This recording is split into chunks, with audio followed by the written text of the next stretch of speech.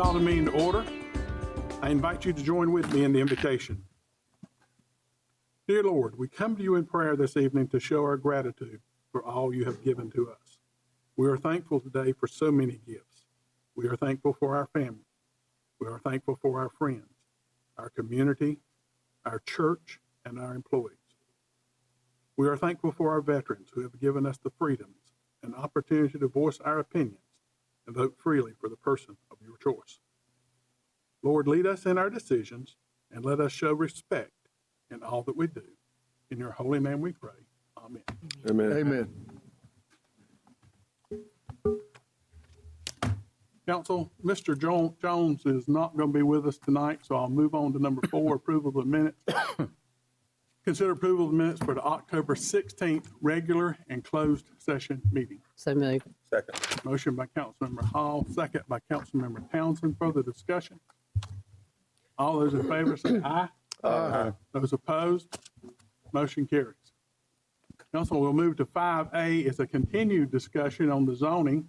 We held a public hearing last time for ordinance 2324 to request for changes to the definition of adult cabaret in chapter 68 and 92.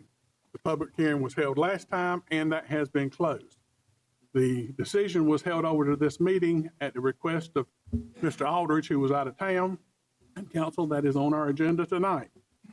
I will open the floor for comments or a motion. Just a point of Mayor, clarity. I move approval of the proposal. Second. Under what conditions of the approval, Mr. Bramlett?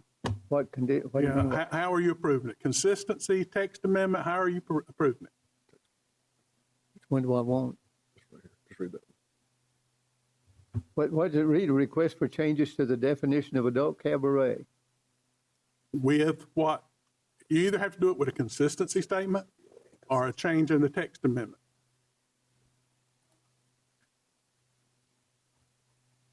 Which one do I want? I don't know. You know the difference? Pull them up. They're under Yeah, the, pull them up. pull them up so you can see them.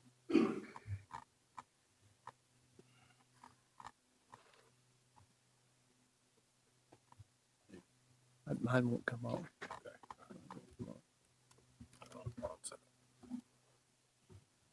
Your Honor, while we were waiting on that to be pulled up, may I make a few comments? Sure. So I want to thank, I know that I was unable to be at the October 16th meeting, and in 10 years of serving on this council, never have we had an opportunity like we have before us tonight. Page 12 of it. As you recall, I was unable to attend our last council meeting on October the 16th. Knowing nearly a month prior that I would not be able to attend, I respectfully asked my fellow council members to delay voting on this very important topic until tonight. 5 of the 6 council members honored my request, and I would like to thank the 5 that voted to grant my request. Before us tonight, we have a great opportunity. We have the opportunity to show everyone that we are willing to do anything and everything to protect one of our most greatest gifts and blessings, and that's our children. Let me say to everyone here, listening or watching, that for me personally, this has absolutely nothing to do with anything but protecting our kids. Whether you, regardless of if you identify as a heterosexual, lesbian, gay, or whatever your sexual preference is, this isn't about you. In my mind, it's about protecting our kids. This is about not allowing kids to attend drag shows under the age of 18. I'm in no way against drag shows, those that participate in them or even attend them. But what I do want to ensure is that we protect our children until they reach an age of maturity. Then they will be able to decide and choose if they would like to attend or not. We are elected by the residents of Albemarle to serve. This is an honor and a privilege and something I truly enjoy. I would like to ask my fellow council members, if this request was on the ballot before the citizens of Albemarle, how would the majority of citizens vote? I think we all know the answer to that. Do you think the majority of our constituents would vote to categorize drag shows as adult entertainment and protect our children from attending? Or do you think the majority of residents would have no problem with children attending? I think we all know what that answer is. Aaron Tippin, a country western singer, once had a song entitled, "You've Got to Stand for Something or You'll Fall for Anything." This resonates true tonight in our city. At the October 16th meeting, a fellow council member boldly stated, "This is simply about protecting our children. That's why we are here." I agree wholeheartedly with that quote. For me, this truly comes down to one thing. You're either okay for kids to attend drag shows or not. If kids are allowed to attend, how in the world do we ensure that not being introduced to or subjected to lewd or inappropriate behavior? Who will enforce this? What criteria will be used? City staff has already stated that enforcing this would be a very difficult challenge. In closing, I respectfully ask my fellow council members to join me in doing all we can to protect our children. Thank you.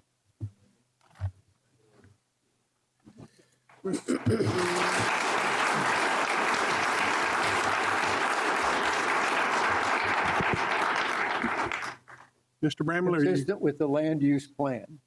consistent? Okay. I have a motion by Councilmember Bramlett to approve the amendment with the consistency statement, he's asking to approve it with a comprehensive land use text amendment statement. That's what you're asking for. Okay, I have a I motion. hope. Second. I have a second by Councilmember Aldridge. Further discussion? Mayor, I'd like, oh, go ahead. Go ahead. When I was looking over things tonight, I wanted to go back and start at the beginning and look at make sure I understood what we're looking at here, what we're discussing. Started reviewing the change that's been proposed, which basically is to make drag shows or these performances the same as a strip club or any adult entertainment. They are live performances where individuals, regardless of biological sex, perform in exaggerated clothing and makeup to impersonate and often satirize gender stereotypes and cultural norms. Drag shows may include lip syncing, singing, dancing, comedy, other forms of recognized artistic expression, while drag shows may incorporate sexual innuendo or suggestive humor, do not necessarily involve nudity and that type of thing. And it occurred to me, I saw a play downtown Albemarle last week, fits that exactly. And they were doing those things, elaborate clothing, singing, dancing, satirizing. So under this ordinance, if someone had a problem with that, they could complain and the police department would have to investigate it. I also looked at what comments to make, and by doing that, I went back and looked at the legal opinion we've gotten, the professional staff opinions that we've gotten, also the planning board, which we have to advise us and give us recommendations. And all of those were unanimous not to approve this. And I looked that I could not add much to the comments that they had made. Some of the things were, children will be unprotected unless changes to our ordinance are passed. That's false. There's already strict penalties exposing obscene material to minors, and there was another law passed a week or so ago that increases the penalties for that even further. And these things are, one's as easy to enforce as the other. Does the ordinance simply prevent children from attending a drag show? What it basically does is ban drag shows. There's nowhere in Albemarle you can have one. So it pretty much bans everybody from going to one. And that has some freedom of speech and expression issues. The ordinance won't have an impact on the arts community. I just stated the one play I went to was very mild but fit that definition. Could the ordinance lead to the city being sued? Yes, these have been blocked by judges in other cities, other states.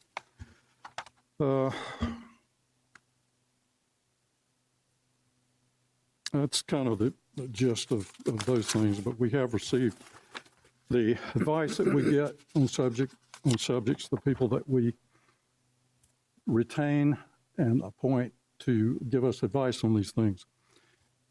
In my opinion, we have First Amendment and constitutional issues with this.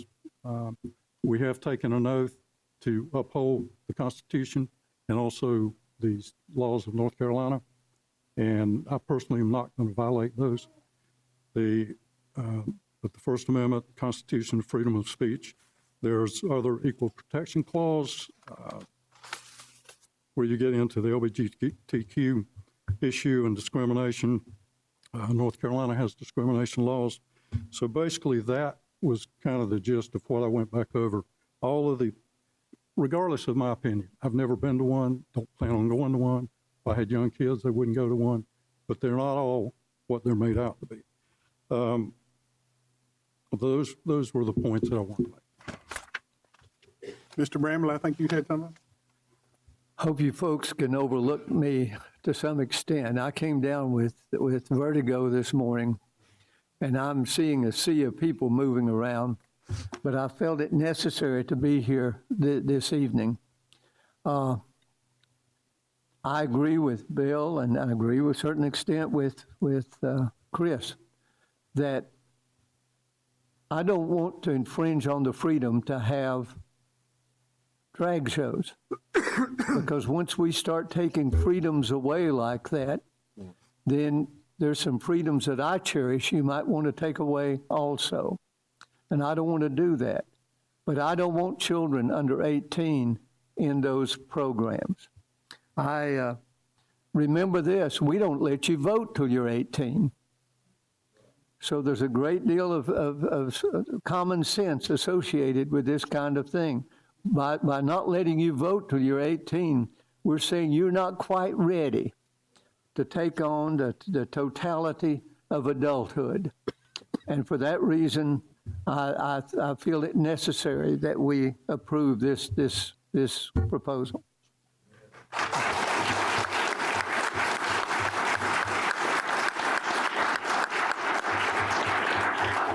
Further comment? Your Honor, I do have one more, if you don't mind. I want to kind of piggyback on what Dr. Bramlett said is, you know, the last thing that I would ever want to do is infringe on anyone's rights. But, and to what Councilmember Whitley said, I'm not going to one. If you're an adult in this community and you want to participate in one, attend one, that's fine. I think that it's a strong obligation of this council to make sure that we do everything we can to protect our kids. And like I said in my prepared statement a minute ago, think about your constituents. Think about if this were on a ballot in the city of Albemarle, how would the majority of the people vote? It's that simple. And regardless of how we act, listen, there's always the issues that Mr. Whitley brought up. There's always those issues. And these are some tough decisions. And I've had a lot of people in the community, just like many of the other council members, reach out to me for it or they're against it. But I was put in this chair by the people. And I strongly believe that a majority of the people in this community are not allowing kids under the age of 18 in drag shows. And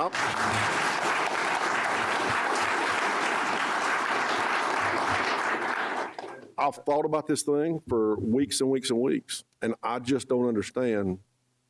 I don't understand why it's such a difficult decision. I don't understand. Mayor, if I may. Yes, sir. First of all, I want to thank everybody, regardless to your position on this matter. Everybody that's came out and spoke during the public hearings. I've said and I've listened to every one of you. I went even as far back as September of 2022, which even put me in an uncomfortable position. We had representatives of the Proud Boys sitting right here on one of these rows, speaking out on this very same issue. You know, so I'll take every comment that's provided to us as a council member that will help us make our decision. I don't take that lightly. I also value the opinion of our Planning and Zoning Board, and they voted unanimously 9-0 for us to deny this request. I also value the opinion of our professional staff. Our city attorney said, you know, and she said it clear, you know, that there is no municipality in the state of North Carolina that currently have ordinance of this nature. You know, that they recommend that we follow state law, you know, and follow the state guidance once that law is available. And for that reason, I won't be supporting this tonight. Further comments? I want to add one slight thing. When we have a decision like this, we have both sides come to the front, make your case to the board, then we have to make that decision. What I don't like is somebody confronting me and saying, if you don't do so-and-so, we'll do so-and-so. And that happened walking in the door tonight. I don't like that worth a darn, and you aren't going to you aren't going to convince me to do anything by using that kind of language. Further comments? Mayor, Yes, ma'am. and I wasn't going to say a word because I appreciate the information that's been proposed to us. I appreciate the comments back since September when Dexter said that he went back and looked. I can look you all in the eyes just now like I can on the street.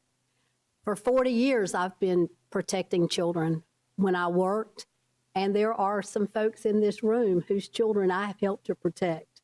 So I've been doing that for a long time. But I personally do not believe that that's what this is all about.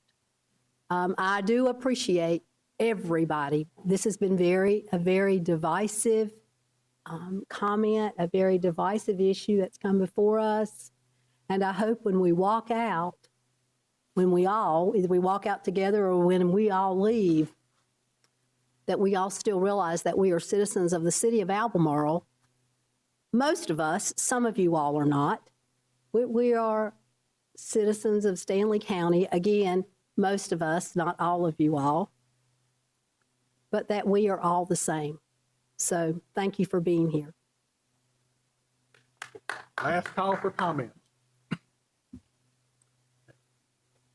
We have a motion on the floor to approve the text amendment with the comprehensive land use text amendment statement.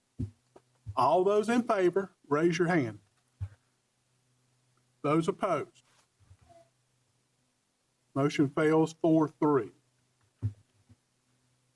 Council, at your agenda tonight, or in your agenda, you had a resolution. I want to hold that resolution for final comment until a little later because Representative Sasser has brought a copy of the bill that has been passed by the legislature, and he is on our agenda to speak a little later. He's here. And our council, he's on in an unannounced delegation. If you want to move him forward, that is up to you, but I would require a motion to do that. So moved. Otherwise, we will have him speak at the unannounced delegation time. I'd like to make that motion. Why don't we Moving bring forward, him up? please. Second. Motion by Councilmember Aldridge, second by Councilmember Hall. Further discussion? All those in favor say aye. Aye. Those opposed? Motion carries. Wayne Saster, 29013 Jordan Pond on Albemarle. Thank you, Mr. Mayor. Council members, I wish I'd have gotten here sooner being 2 or 3 weeks ago. First of all, I'd like the record to show I'm not a lawyer. I don't even live in the city limits of Albemarle. I have and loved it when I lived here, but I don't live there anymore. But I do represent this city and this county in District 67 in the North Carolina House of Representatives. The legislature, North Carolina legislature, has recently just passed Senate Bill 579, and it has been signed by the governor. Will be law December the 1st. I had some copies, and they seem to keep disappearing, but I'll be glad to send to everybody that bill if they just let me know. This bill is short title, Prevent Harm to Children. The North Carolina legislature has been kind of in the same bind that y'all have been in. We've been addressing this issue for, the last year or so. Finally got to end of the session and it got its turn to come up and we voted on it. It somewhat addresses what your resolution that you just voted down addresses in General Statute 14190.1. But one of the things that I thought was more relevant in this bill, it also addressed General Statute 14202.1, which had more to do with live adult entertainment and not just obscenity, okay? So it combined both of those general statutes in this new bill. And basically, as it says, prevents harm to children. It just simply does not allow minors under the age of 18 to be exposed to anything. And the obscenity part, if you read the statute, is more about films and pictures and that type stuff. The live adult entertainment is more about what you were talking about. Although the statute does not specifically identify where it's a strip club or where it's what y'all are dealing with here. So, but basically what I'm saying is December the 1st, where y'all choose to revisit this statute or not, it's North Carolina state law.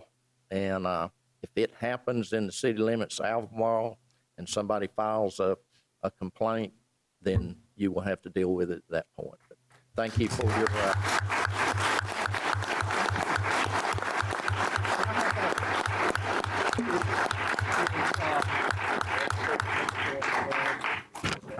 But Wayne, let me ask you this. Just a second, if we add those numbers to this resolution, that would cover it.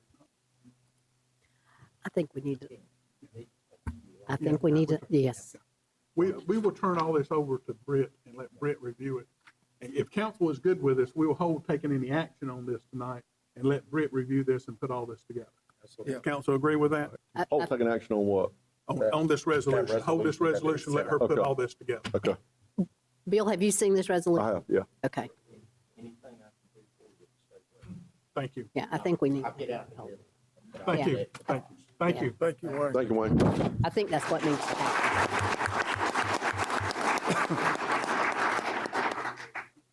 Now, I add one thing to this. Yes, sir. We don't have any choice on this. If it's That state will be law. state law. However, we would have to classify it as adult live entertainment in order for it to really come under this. Every city in North Carolina, if they want to do that, you would have to reclassify the drag shows as adult live entertainment. You'll find that when you do this, when you read this. But I think if I might, Your Honor, Yes, ma'am. I think as Representative Sasser has just said, this is something that the state has done that will be enacted on December 1st. It will take in consideration all 565 towns, villages, and cities. It's not something that we do. The state's going to do it, whatever the specifics will be. So I agree that, Mayor, that we just hang tight to what he has given us and work it into the proposed resolution, which is not what we just voted on, but it's a different resolution, but work it into that and have our attorney work through that for next meeting. Further comments before we move on, council? Okay. Moving on to public hearing on Lone Lake. All right, I'm gonna pause just a couple minutes, give everybody a chance, and you're welcome to stay, please, you don't have We to hope you leave. will.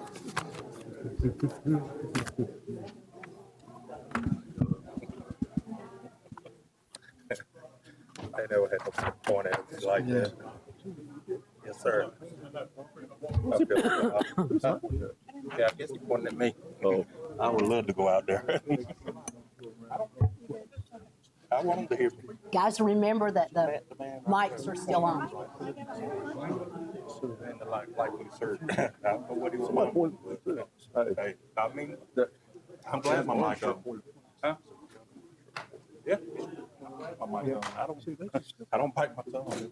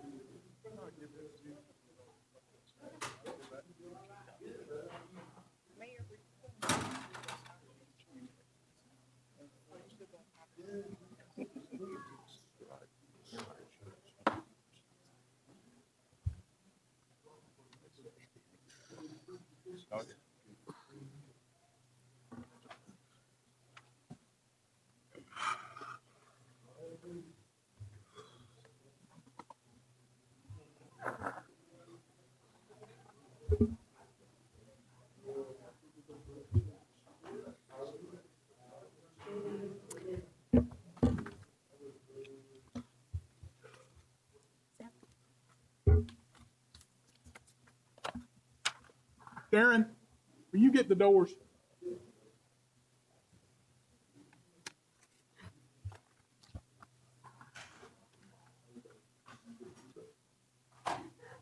Mayor, if I could have just 1 minute here. Sure. Thank you. Staff is in preparation, but we're going to be moving on to ordinance 2335 Long Lake Development Agreement. These are all, the next three items are going to be public hearings. I'm going to allow staff to introduce the agreement first, and then I will allow the developer, if he chooses to speak, to make comments on it. Then after that, we will move to the public comment period.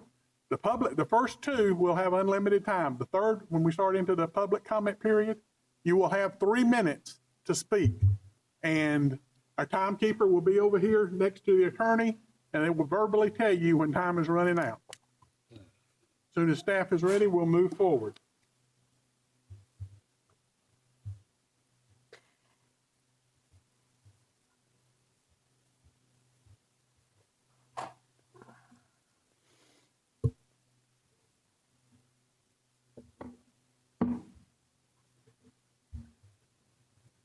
Thank you, Mayor. I don't know if you got that. Let's see.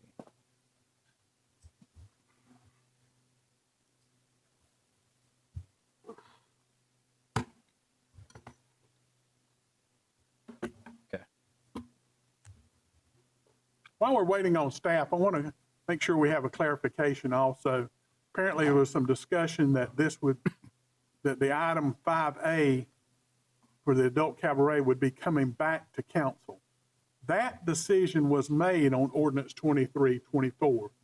The only thing that would be coming back to council would be discussion on the resolution, which basically talks about the state law that Mr. Sasser also talked about. That would be what would be coming back to council, not the adult cabaret in chapter 68 or 92, as was discussed here earlier tonight. That would not be coming back to council. And it's 2334, not 24. You just said 24. Ordinance 2334. All right, staff, if you're ready, we'll move forward with ordinance 2335, Long Lake Development Agreement, and if you will introduce. Thank you, Mayor. Probably easy just to read from this right here. Unlike most other developments requiring annexation, the Long Lake development was already approved and rezoned with a conditional rezoning by Stanley County last year. The attached plat is part of that rezoning, and I'm going to pull up real quick to give you some context. This is the proposed Long Lake. It is one tax parcel, but it is two tracts of land on either side of City Lake Road for most of the road. And then once you get up towards 73, it is just on the west side of the road right there. It's approximately 100 acres. So close up there for you. This is the current zoning is County R10, LLNCD, which I believe is their conditional zoning requirements that have been placed on it. As you can see, doesn't show up real well here, but this is county, most of this is county RA. We have some city R10 over here, city industrial. All the rest of this is in the city, primarily city R10. This does show the future land use map, which this is the county's future land use map. City has this as growth area. The county has drilled down a little bit further in terms of what kind of uses would be allowed there. This would allow up to multifamily neighborhood under county's new future land use map. This is the what was approved by the county for development along Long Lake, 186 units in total on these two tracts of land.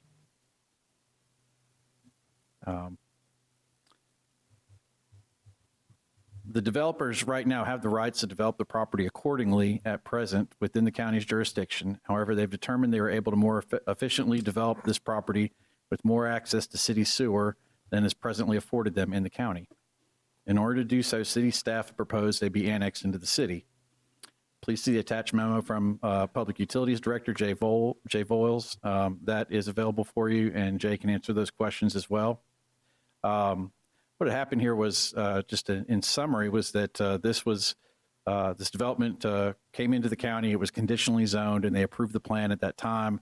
When they came in to discuss with the city and to discuss their development, they realized that city was not going to have the full amount of sewer capacity at our lift station to take counties from counties lines to our lift station. We offered them 40 units at that time, or the full 150 that we have available if they were to annex into the city. How many was that again? 150. If they annexed into the city? That's correct. Okay, thank you. And I'll go into a little more detail on that I as well. just was trying to listen. Thank you. So the developers do not wish to completely redesign and go back through their subdivision approval process again. They've put a great deal of time and effort into getting something approved by the county. And staff didn't feel comfortable with the annexation of property with the vested development rights given to it by Stanley County. Instead, staff has worked out a development agreement, which is attached, which includes some changes to the previously approved development, and whereby the city will accept their subdivision with those changes once the agreement has been signed. The property has been annexed and zoned. So all three of those steps tonight would have to take place consecutively for that to happen. Part of this agreement includes a compromise between the developer and the city on the details of their subdivision. In general, the layout, density, lot size, dimensions of the subdivision fit well into the city's R10 zoning district as a typical cluster subdivision. However, there are some criteria of our zoning and subdivision ordinance that were not required by county and vice versa. We've worked with the developer to come to what staff believes are acceptable conditions we will require to be included in their development prior to them beginning.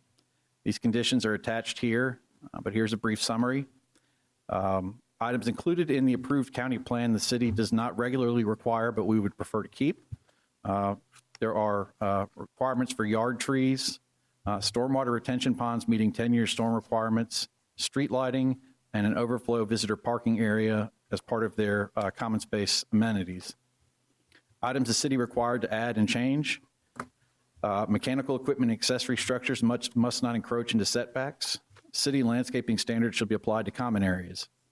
We require HOA covenants for management of common areas and private infrastructure, maintaining vegetation on all undeveloped, ungraded areas, new street section from the northern section of development to access City Lake Drive. Currently, there is no access from that section of the development to City Lake Drive. A 5-foot sidewalk on one side of City Lake Drive connecting both sections. Completed stub street from the southern portion of the development. Removal, subdividing off of a large undeveloped area in the plans, which may be developed later. It's approximately 17 acres. It is really not a part of, it's part of the tract, but it's really not a part of either one of the developments. Bonding with phasing for common area improvements. Items that were left off of previously approved plans. Exterior portions of the development will not require sidewalks except for new requirement of the one side connecting the two sections of the development. Normally, we would require both sides there. There's instead of a 60-foot right-of-way, a 40-foot right-of-way with 24th Street, which would normally be 26, and potentially a slight reduction in active use open space. However, if you factor in the areas around those trails that are going to be included, it could potentially actually be over what the threshold we would normally have for that. Requirements the city has removed from what county previously required would be individual house garage orientation, materials and designs. These are questionable to us per state law. Not sure whether or not you can technically do them as a conditional rezoning or not, but we really didn't feel comfortable including those as it's not something that the state typically allows us to require. Effectively, we're proposing going from one conditional rezoning in the county to a conditional rezoning in the city. However, we're using a development agreement since the city does not do conditional rezonings. If the development agreement is approved by the city and the developer, the property may then be annexed and zoned. Staff will receive revisions to civil designs from the developer as outlined in the conditions and can work on details of sewer provision and site work when the developer is ready. This is not a standard process for development, nor is it recommended that we use this process frequently. However, under state law, these agreements are permissible when both parties are agreeable. With this already being approved by Stanley County in a location well within a designated future growth area and in close proximity to City Lake Park and existing city infrastructure and services, This is a development that should be mutually beneficial, being located inside the city's corporate limits. Planning Board heard this, and they had some comments on this. Since it's a development agreement, they're not typically used to recommending for approval or denial on those. Generally, they were positive. They said this was a compromise solution that made the best of the situation. They also said it should not set a precedent, but is a good exception in this case. There were some concerns about the timeframe of the agreement. That was 10 years. I have verified with the city attorney on that, have given her the notes on this as well, and I believe that is a typical timeframe for these. Planning staff is in agreement on the first two of these comments. As I mentioned, we referred that to the city attorney.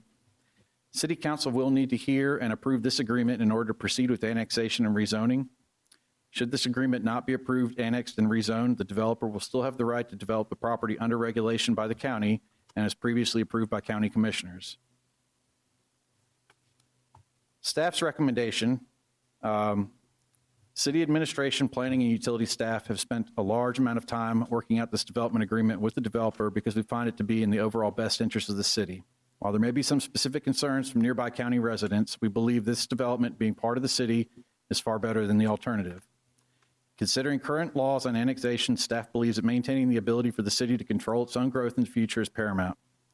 With county land use plans permitting much denser growth in close proximity, preserving corridors for that growth to occur in the distant future before they are developed is the responsibility of city staff and officials. Annexation of this property and the development that comes with it will help maintain options for the city in the long term. Staff also believes that City Lake Park is one of the most important resources of the city. While the park and the lake are enjoyed by residents from across Stanley County, any development that occurs along its shores and benefits from its location should also directly benefit the city and its taxpayers by contributing to the long-term maintenance of the park and the city as a whole. Proposed changes to this development outlined above will be an improvement on what was previously approved by the county, and in some cases will improve upon what the city itself requires. This should be a quality development and a good addition to the city. The added detail of having a pre-approved plan has allowed staff to compile a much more accurate fiscal impact analysis for the property. Early revenues are substantial and will help pay for improvements to city infrastructure, while long-term annual revenues should provide a substantial net surplus to the city while also maintaining and improving existing levels of service. I do have that in the annexation item that's coming up, but I would be happy to pull that up and discuss those with you if you would like. Staff strongly recommends City Council consider adopting this development agreement for Long Lake and annexing and rezoning the property. I have a few things to show here, and then I'll also pull up the fiscal impact analysis. Jay Voiles can present his letter to you. City Attorney may speak as well, and then also we have the developer here with a presentation that he would like to show you as well.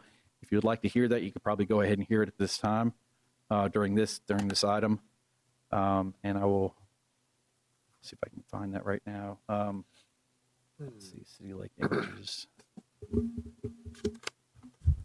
So there's been some concern about the development along the lake here, and wanted to pull up these plans to show you what you see along City Lake Drive coming off of Highway 73 right here.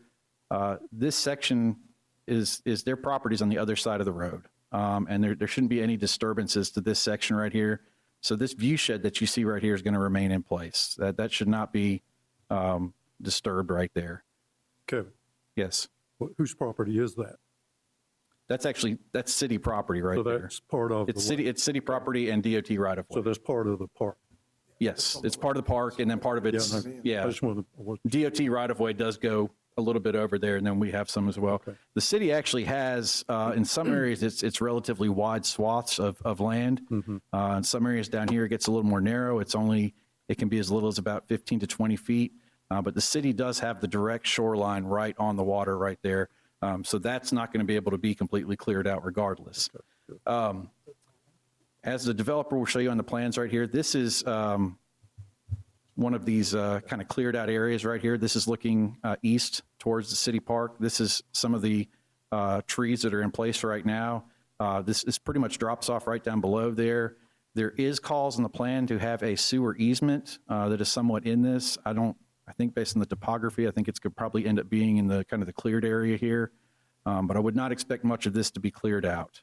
Down here around the detention pond, it may be a little bit thinner, this little section right here. Again, over here, some questions about buffering. They do have some separation between lots shown on here.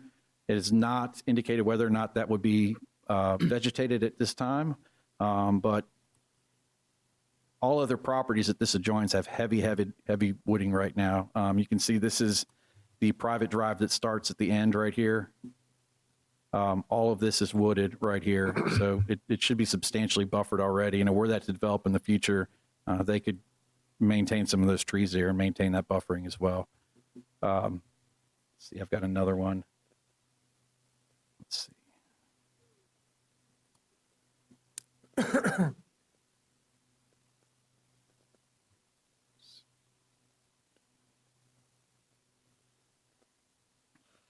This is your view shed from the bridge right here. As you can see, this would all remain intact. You may see some development up further past here, but the trees and everything along the shoreline are going to remain in place there. This right here was kind of hard to show. This is the approximate area from City Lake Park. Looking back at this section right here is approximately this section right here. So over here on the left, this may be cleared a little bit, and you may be able to see a little bit more than you do right now, but most of this is going to be remaining in place. Kevin, Yes, in that section there, the minimum you said was about 15 feet yes. that the city has. Would Yes. there be additional buffer that the developer would do there? They don't have a buffer shown on here, but they don't have all of this proposed to be developed. Most of this is open, except for you could see where their tree line is on here. They do have a sewer easement that runs through here, though, that's proposed, and a trail. So some of that would need to be cleared out for that, for sure. So following up on that, was that picture taken with the one in the middle? Where was that taken? Because I can't figure out, where are you when you're looking across? This is at City Lake, right down at the bottom, right back behind the playground there. That's where, okay. Yeah. Okay. There was, well, you can't see them, but there's somebody fishing over here and fishing over here. Okay, I know exactly. You know the area. To the right of that is the pier. or Right. dock. Correct, Gotcha, correct. okay. That might have been where they let the lights and the Luminary. memorial things out. Yes, I think so, yeah. Okay, I know, So, okay, gotcha. I was just trying to find myself. This is a picture of, I can show you better on another picture here, but this is looking west from, if you drive up in here, it is very overgrown right now, but if you drive up in here, this is looking west. This is one of the cleared out fields that are already there. They're kind of hard to see right now through the trees, so, but this is what's there. And then I've got another one to show you as well. I can just give as much context on this as we can. Let's see. This is right in here looking west, some of the cleared area in here. So we do have a lot of area that's already cleared out in here. I believe that was previously farmed. It's fallow right now. This is to show some of the topography. As you can see, the wooded area right here, it does drop off very significantly right there. So a lot of this is going to be really hard to do a lot with. Down here where you're going to have the retention pond, it is a little bit more level in some areas. Just a little bit on that. This is show some other areas. We were driving around looking, and there were some other areas along the lake that are in the county that have, city's got some land there, but it's been pretty much cleared to the shoreline. So we would hope that there would be more vegetation than what you see right there for sure.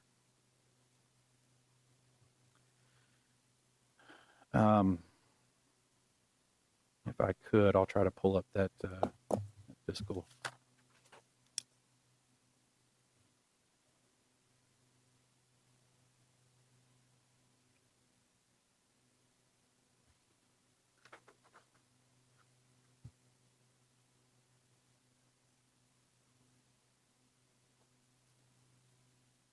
Okay. I know this is a little bit confusing to look at. This was one of the tools, if you'll remember what we were using previously, one of the tools that we got from the land use fiscal analysis study was a revenue kind of projection tool from development. You really, a lot of cases, we're not going to be able to drill down this much because we don't have as much detail when we're getting annexations, but in this case, we do.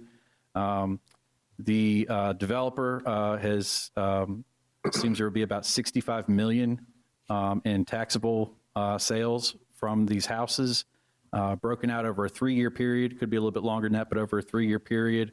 That's expected taxable sale revenues of $21 million. Year 1 through year 3, we're going to have tax revenue contributions of $355,000. This is the long run numbers that you get down here. The purple is our current cost level for our services. That's all services through the general budget, broken down per unit, as well as our roads and other infrastructure. The green is that future target cost level that would get us out of the that assumed keep us above board, so we're not getting behind or anything on maintenance the way we have seen a lot of places do with their roads. When you combine all this, we end up with about a $45,000 net revenue surplus above. So that would be money that can be spent elsewhere towards other things. And that's a total of about 12.72%, almost 13% each year that this development will be contributing back to the city above and beyond what it is, above and beyond what its costs are. Clarification, the road, that's a state road, is it not? City Lake is a state road, correct? So where's DOT in on this with regard to the development and the extra traffic? Am I getting ahead of you here? No, not really. It's DOT had to submit, they had to submit a TIA and have get approval from DOT on this prior to being approved by county. So DOT's already seen it, they've already approved it. And there's not really any major changes being made to that at this time.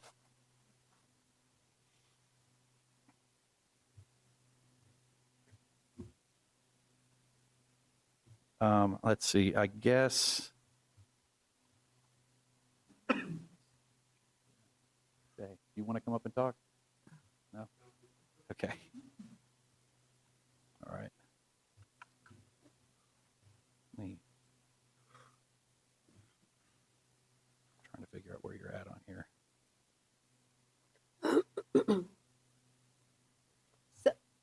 Question of, so while you're getting that ready for Jay, just a question for clarification.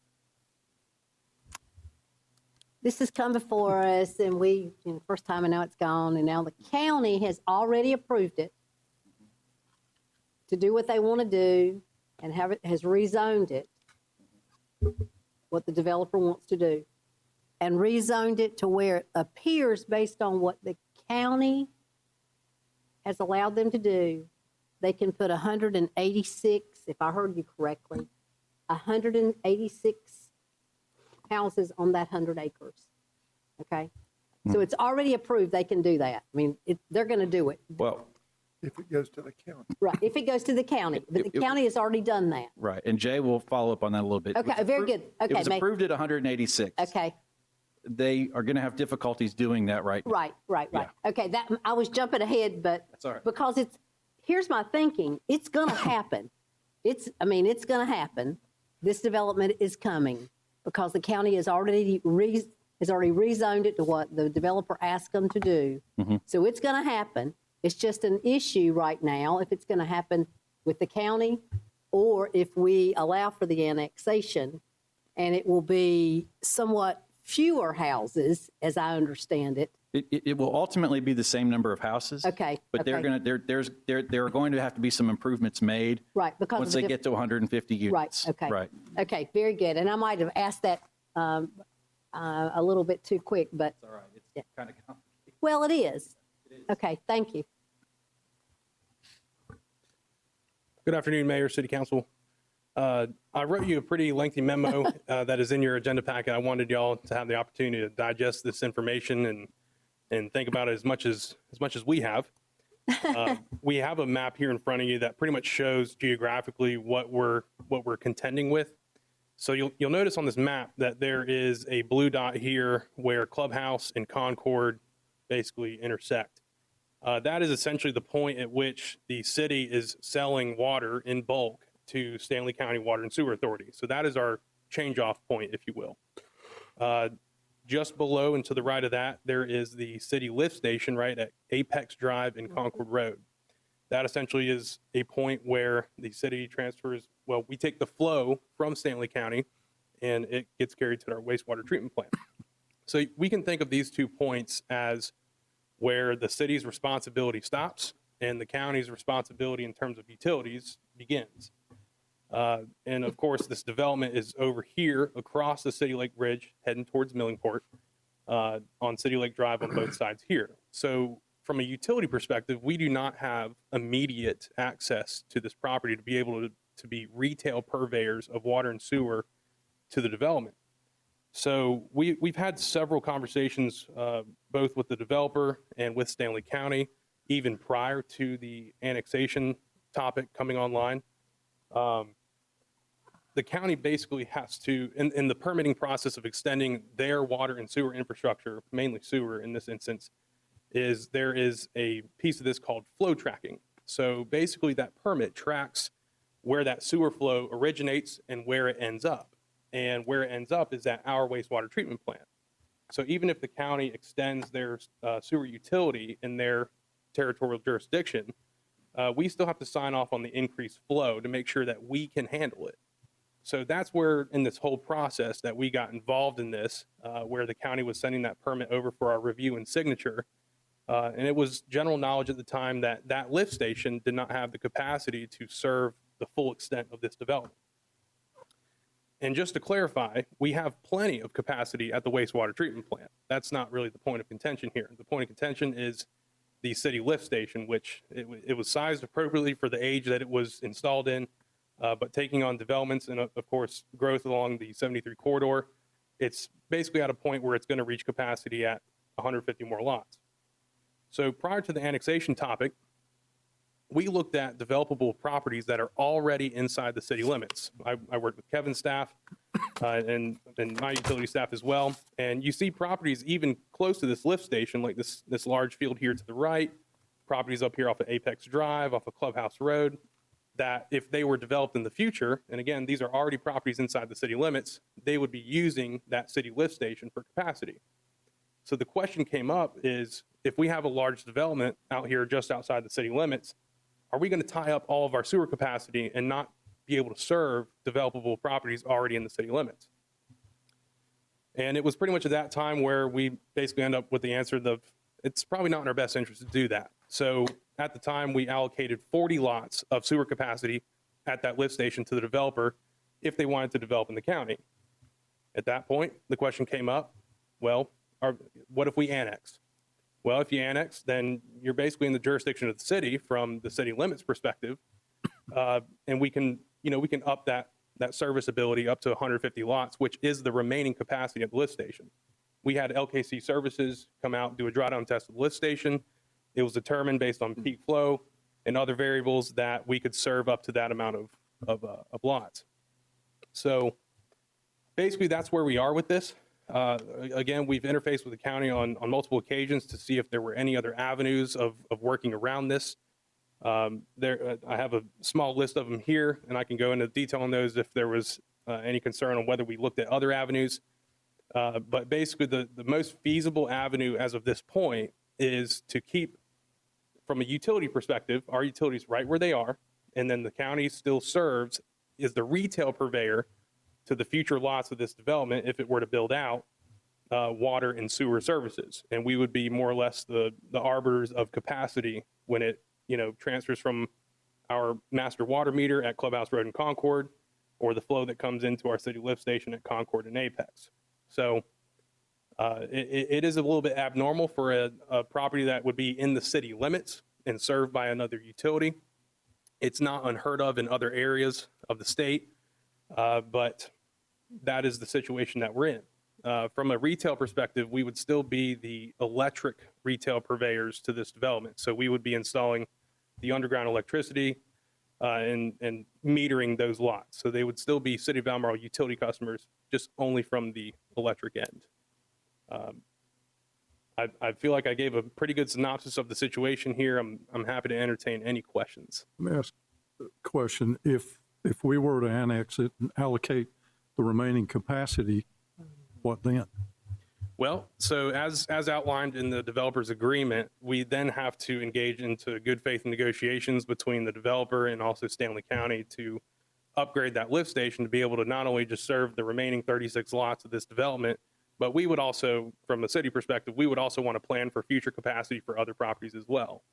So outlined in the memo, we can attribute roughly $300,000 to what is the burden being placed on us by this development. The total scope of work for that entire lift station, approximately $750,000 to upgrade it.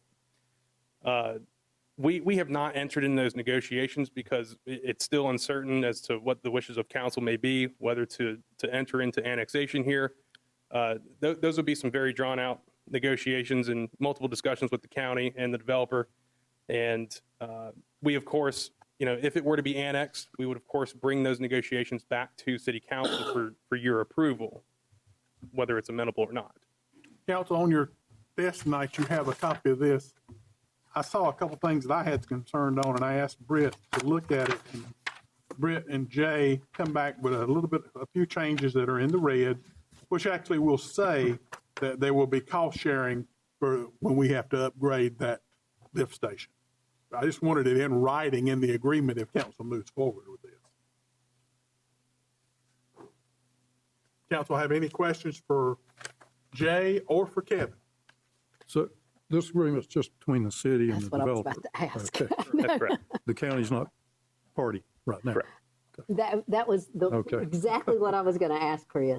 Great. Because, Great no, minds. well, right now it appears that this is not just, the county is going to be a partner in this. Absolutely. I mean, and, On the sewer side. right, on the sewer side. Yeah. That was so funny. Yeah. Just to reiterate, we could have annexed this in, and it would have been under North Carolina law. It's up to the developer to choose whether they want to abide by city code or keep what they've already got vested rights in with their approval with the county.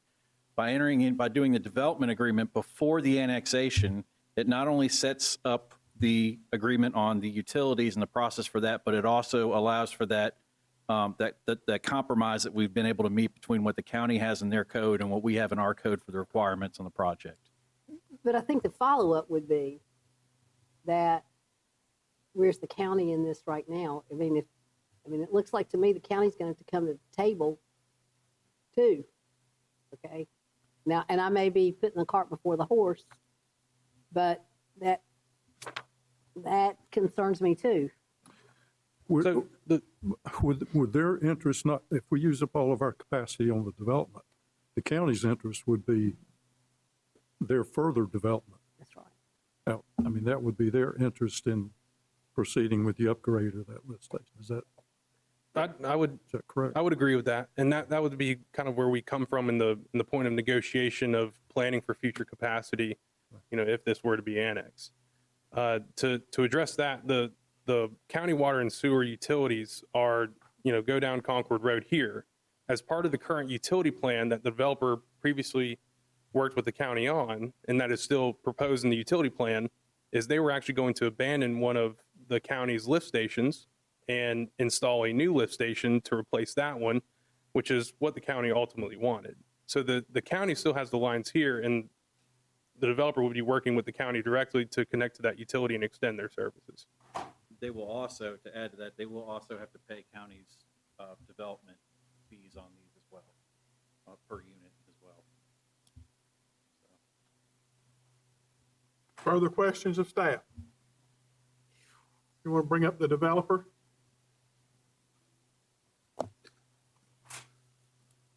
Wait, that's not, shoot. Okay. All right, hang on. I had it pulled up and I've got to go back and find it now.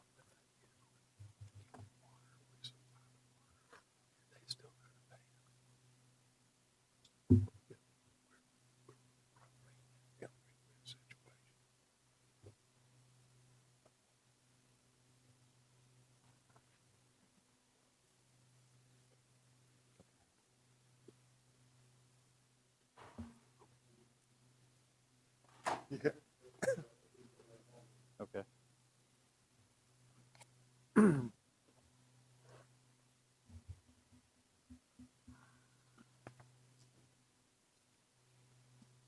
Where is he? I think Jay is going to make sure that he gets in here.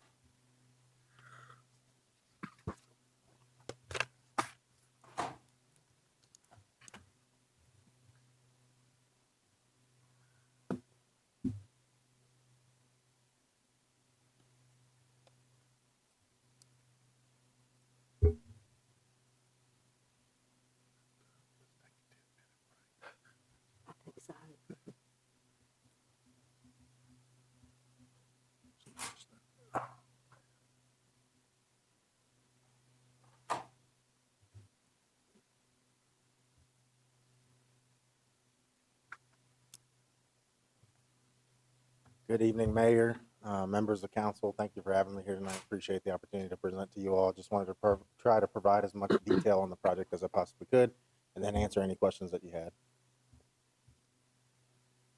So this is the site plan, obviously, as Kevin went over. I do have a slide we can go back to if there's any questions that you had on this particularly. I'm going to move fairly quickly through that. Will you pull that mic closer to you, please? Yes, is that better? This is just a summary of the project itself, 186 units, it's 1.4 units per acre. We do have approximately 102 acres in total.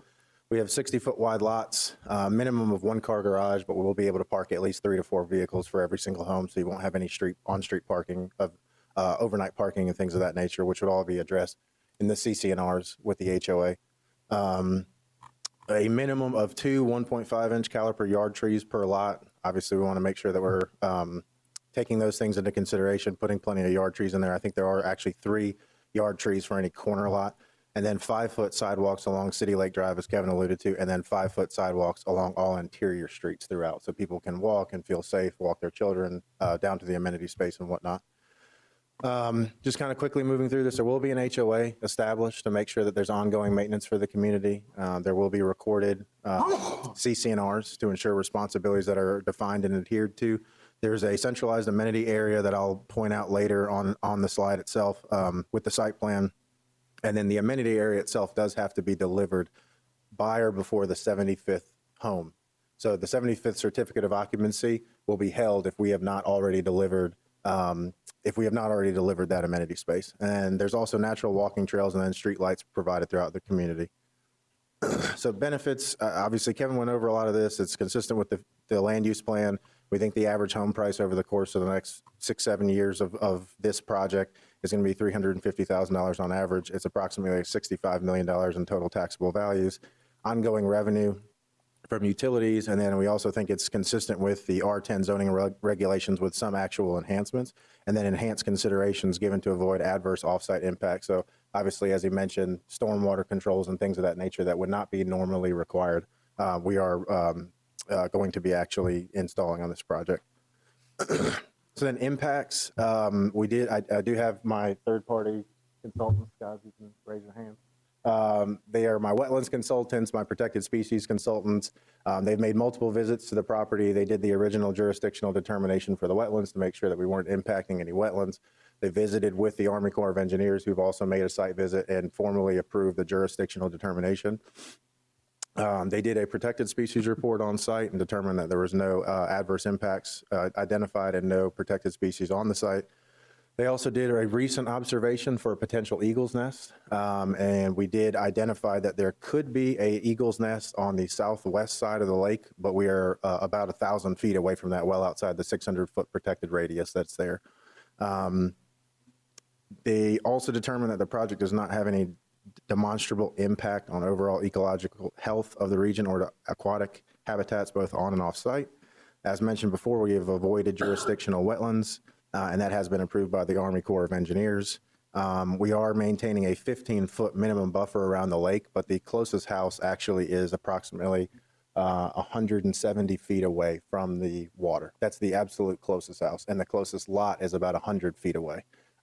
Those would be the absolute closest. Anything would be further and further away beyond that. And then also preserving all the mature vegetation where possible. We don't want to cut down any trees that are there. Privacy, it's important to our residents as well. So we're going to be trying to maintain that also. And then 41% of the property remains undisturbed, approximately 42 acres in total. This is more of the, kind of the similar comments. We will have fully regulated erosion control management throughout the entire course of the project to make sure there's no adverse offsite impacts, no runoff of any kind. Also have stormwater management facilities, as you can see on the site plan. I think we're planning to have 3, but it ultimately boiled down to the professionally licensed engineer and also the state approval to make sure that we have adequately sized for the appropriate size storms and whatnot.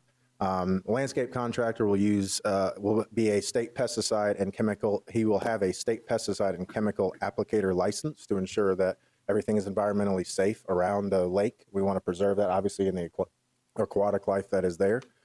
And then, as Kevin alluded to, a traffic impact analysis was completed. No mitigation was required by DOT. We've also had preliminary discussions and meetings with DOT, DEQ, Stanley County Fire Marshal, and Albemarle Fire Marshal, and no negative impacts have been identified.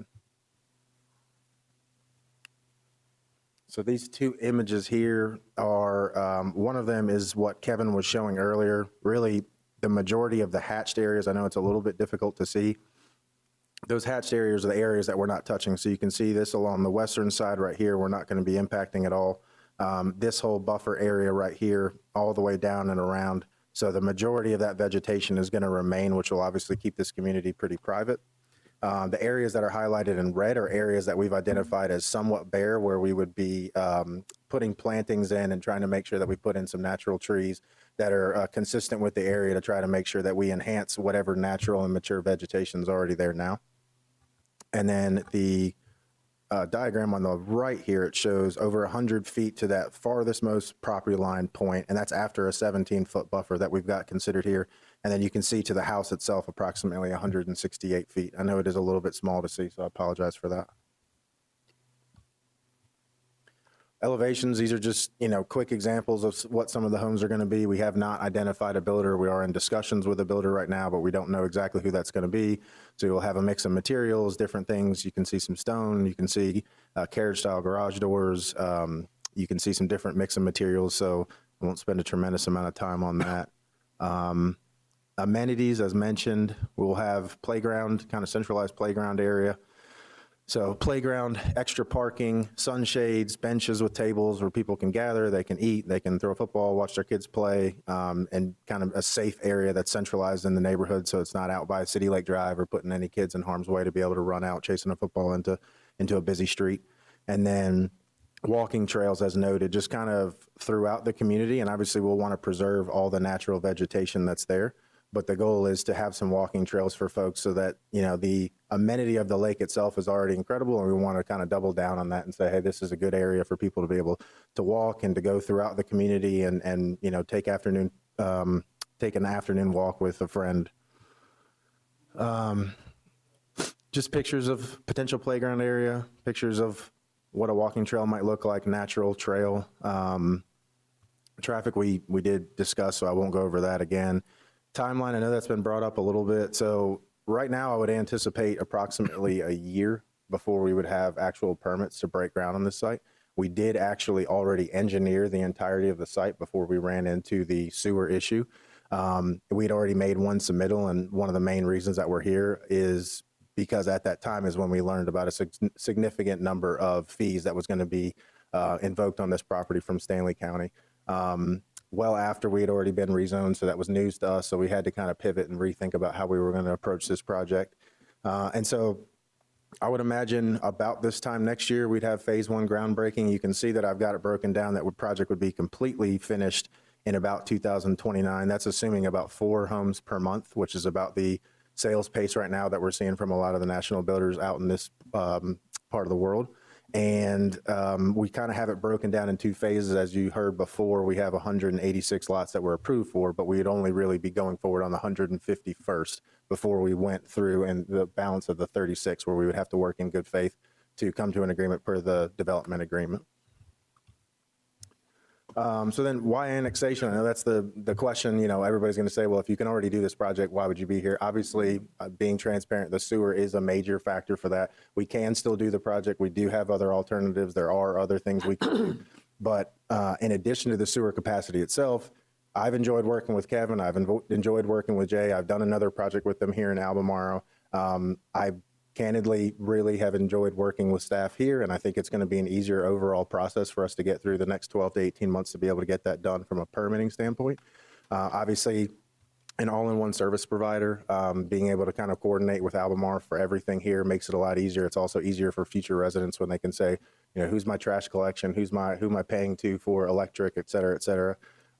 Roads turned over to Albemarle for future maintenance. That's always critical to us if we can get that, because obviously the HOA, none of those folks are familiar with the process of maintaining roads. So to the extent that we can turn roads over to a city, you can't turn them over to a county. So when we can turn them over to a city, we usually do that.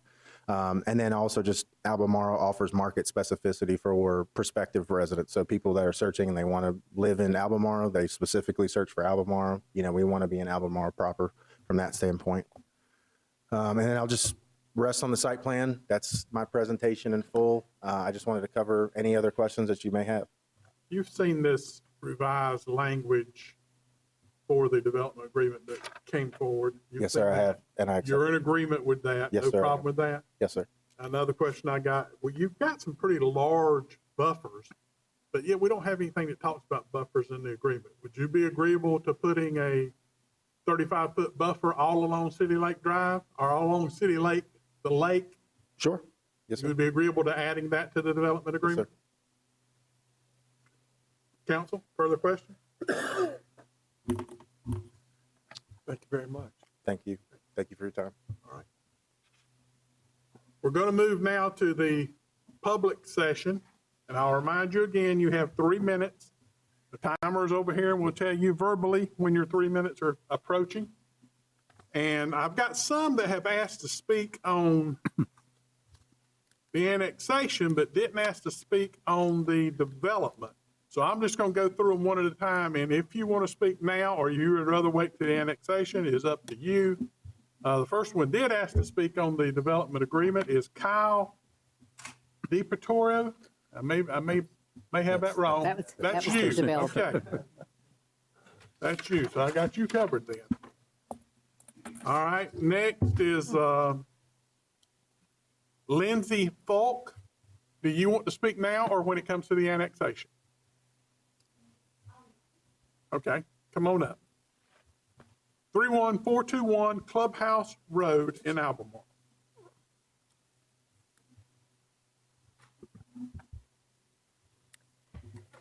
Hello, everyone. I'm happy to be here tonight. To be honest, I did not plan ahead. As you can see, I was actually cooking dinner for my sons, but felt led to show up because this actually directly impacts me and my family. My family has lived off of Clubhouse Road for almost 50 years on a little over 80 acres. That is where I currently reside. My father and my 2 sons hopefully one day will live there as well. There are multiple reasons that I'm actually fearful of this development. As soon as I saw the development itself, it was scary to see 180 lots that could be developed across the way from me. I know Clubhouse Road was mentioned, but if you're looking at the map, you see City Lake. Right across the bridge is Long Creek that runs across right beside parallel basically to my driveway. Over the years, we have had many, many flooding incidences, flash flooding even, where my grandmother, before she passed, her car was actually taken on Clubhouse Road during one of these such events.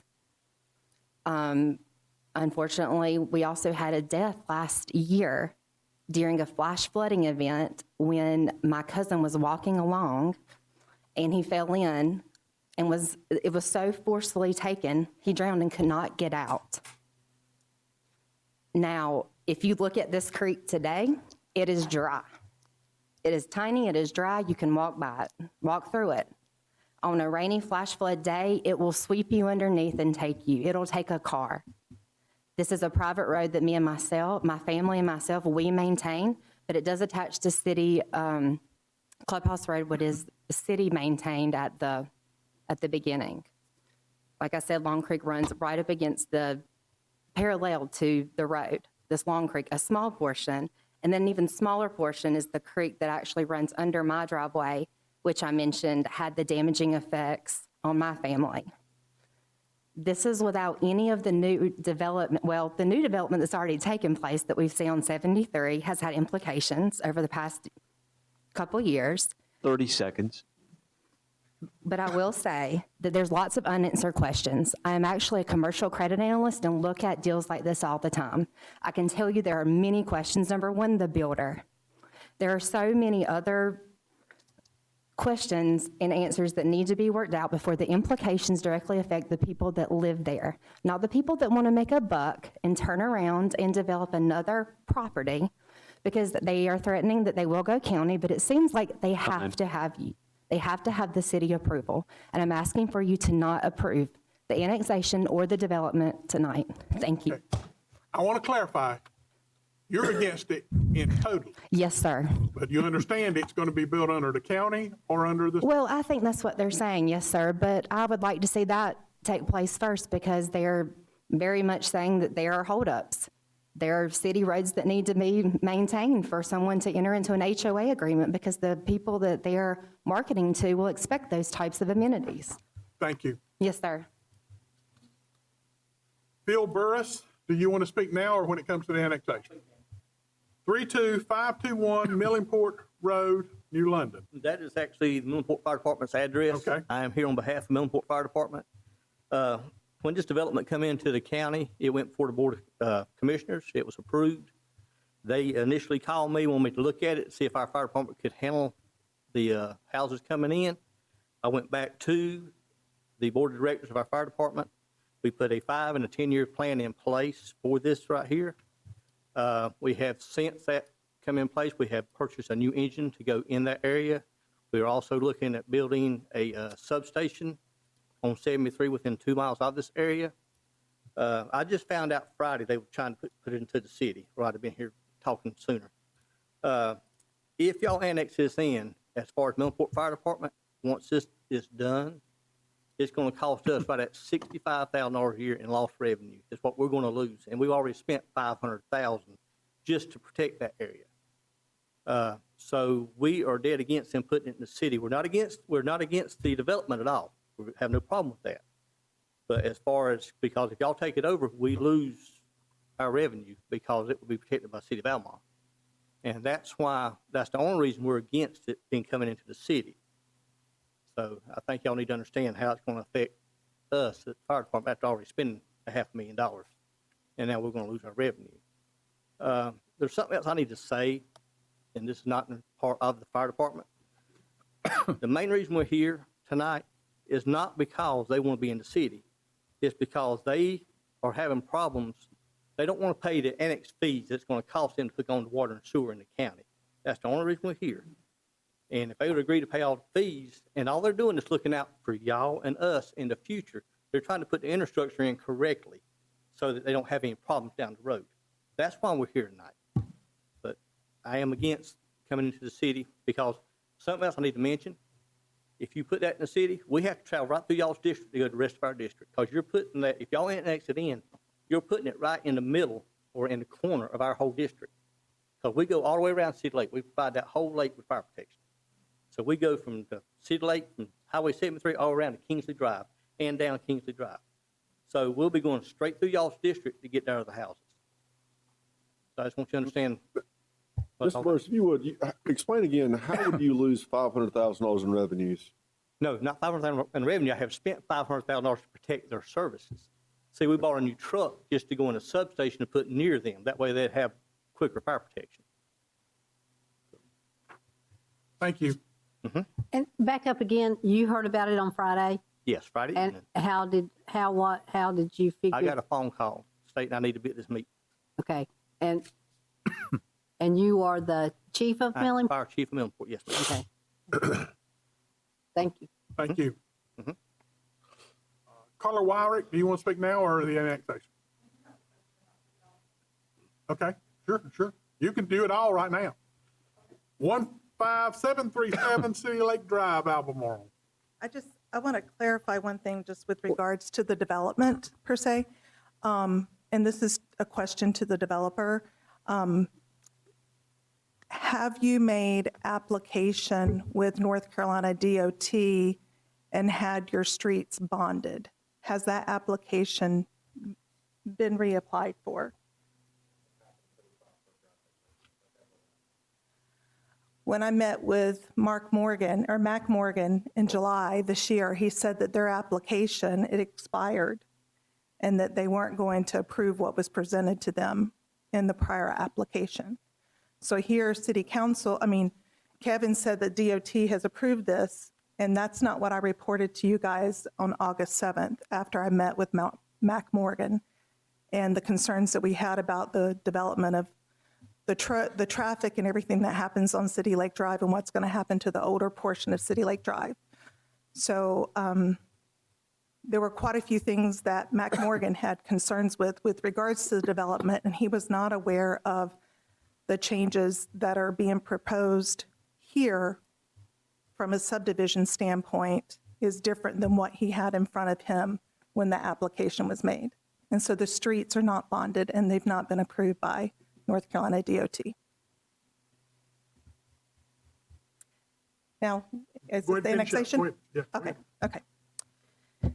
Members of Albemarle City Council, I appreciate the opportunity to address you today regarding the Long Lake Annexation Resolution 23-22. As a native resident of Stanley County, I have had the privilege of serving our community in a professional capacity for the past 24 years. Specifically, I've been involved as a realtor and an appraiser covering not only Stanley County, but also 7 counties within the Charlotte region. My experience in the real estate and appraisal industry has revolved around consulting, facilitating relocations, and assisting both clients and businesses with their growth within the region. Given my background and professional experience, I approach this matter with the utmost dedication to the welfare and prosperity of our community. I would like to urge you to reconsider the planning staff's recommendation to annex the 100 acres by Long Lake for the benefit of our community and the city of Albemarle. What you might not be fully aware of is the significant impact this annexation could have on our city without a comprehensive plan in place. Here are 3 major reasons why I believe the annexation should be declined. 1 is the outdated land use plan.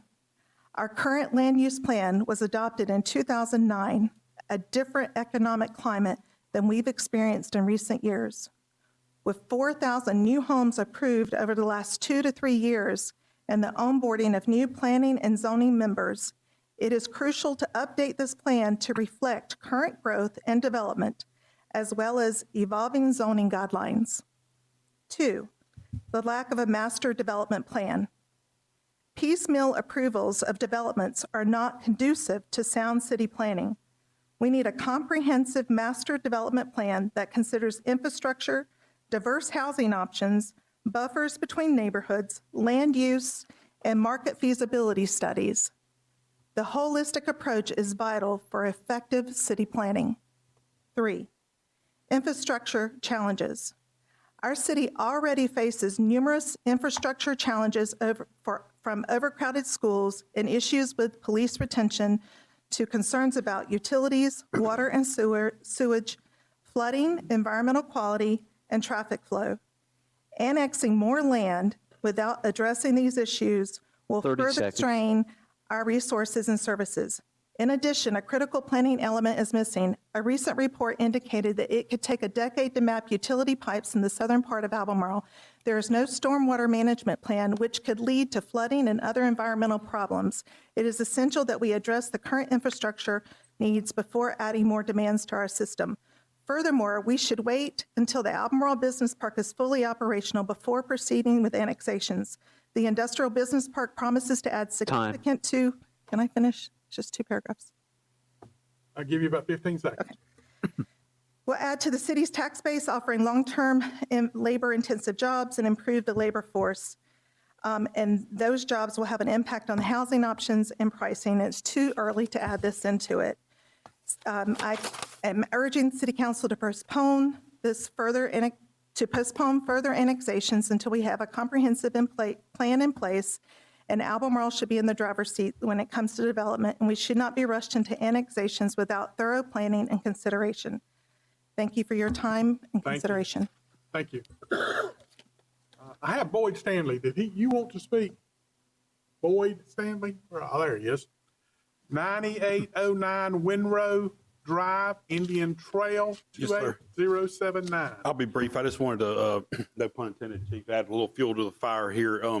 I've been given an opportunity. I know there was a recently denied annexation on the south side of City Lake there, 86 acres. The King property, it's changed hands. So I've been given the opportunity to take a look at that and see what options are available in the county. I do keep coming back to the, like, hey, is there something that more could be done to get this property in the city? So I'm going to be trying to work with the surrounding property owners and folks in that area and maybe run parallel, see what we can do in the county, and then maybe see if there's an opportunity down the road to maybe bring that into the city with increased buffers or some sustainable type development. But that's my goal, and I just wanted to introduce myself. And if there's any, I'm going to be trying to contact city staff, and if there's anything the city is needing out there to help get this in the future past the finish line, then I'm, willing, open for conversations. But thank you. Thank you. That's all I have signed up. Anyone else care to speak for or against? Council hearing none, I'll entertain a motion to close the public hearing. So moved. Motion by Council. You have a gentleman back there raising his hand. I'm sorry. Come forward if you want to speak, sir.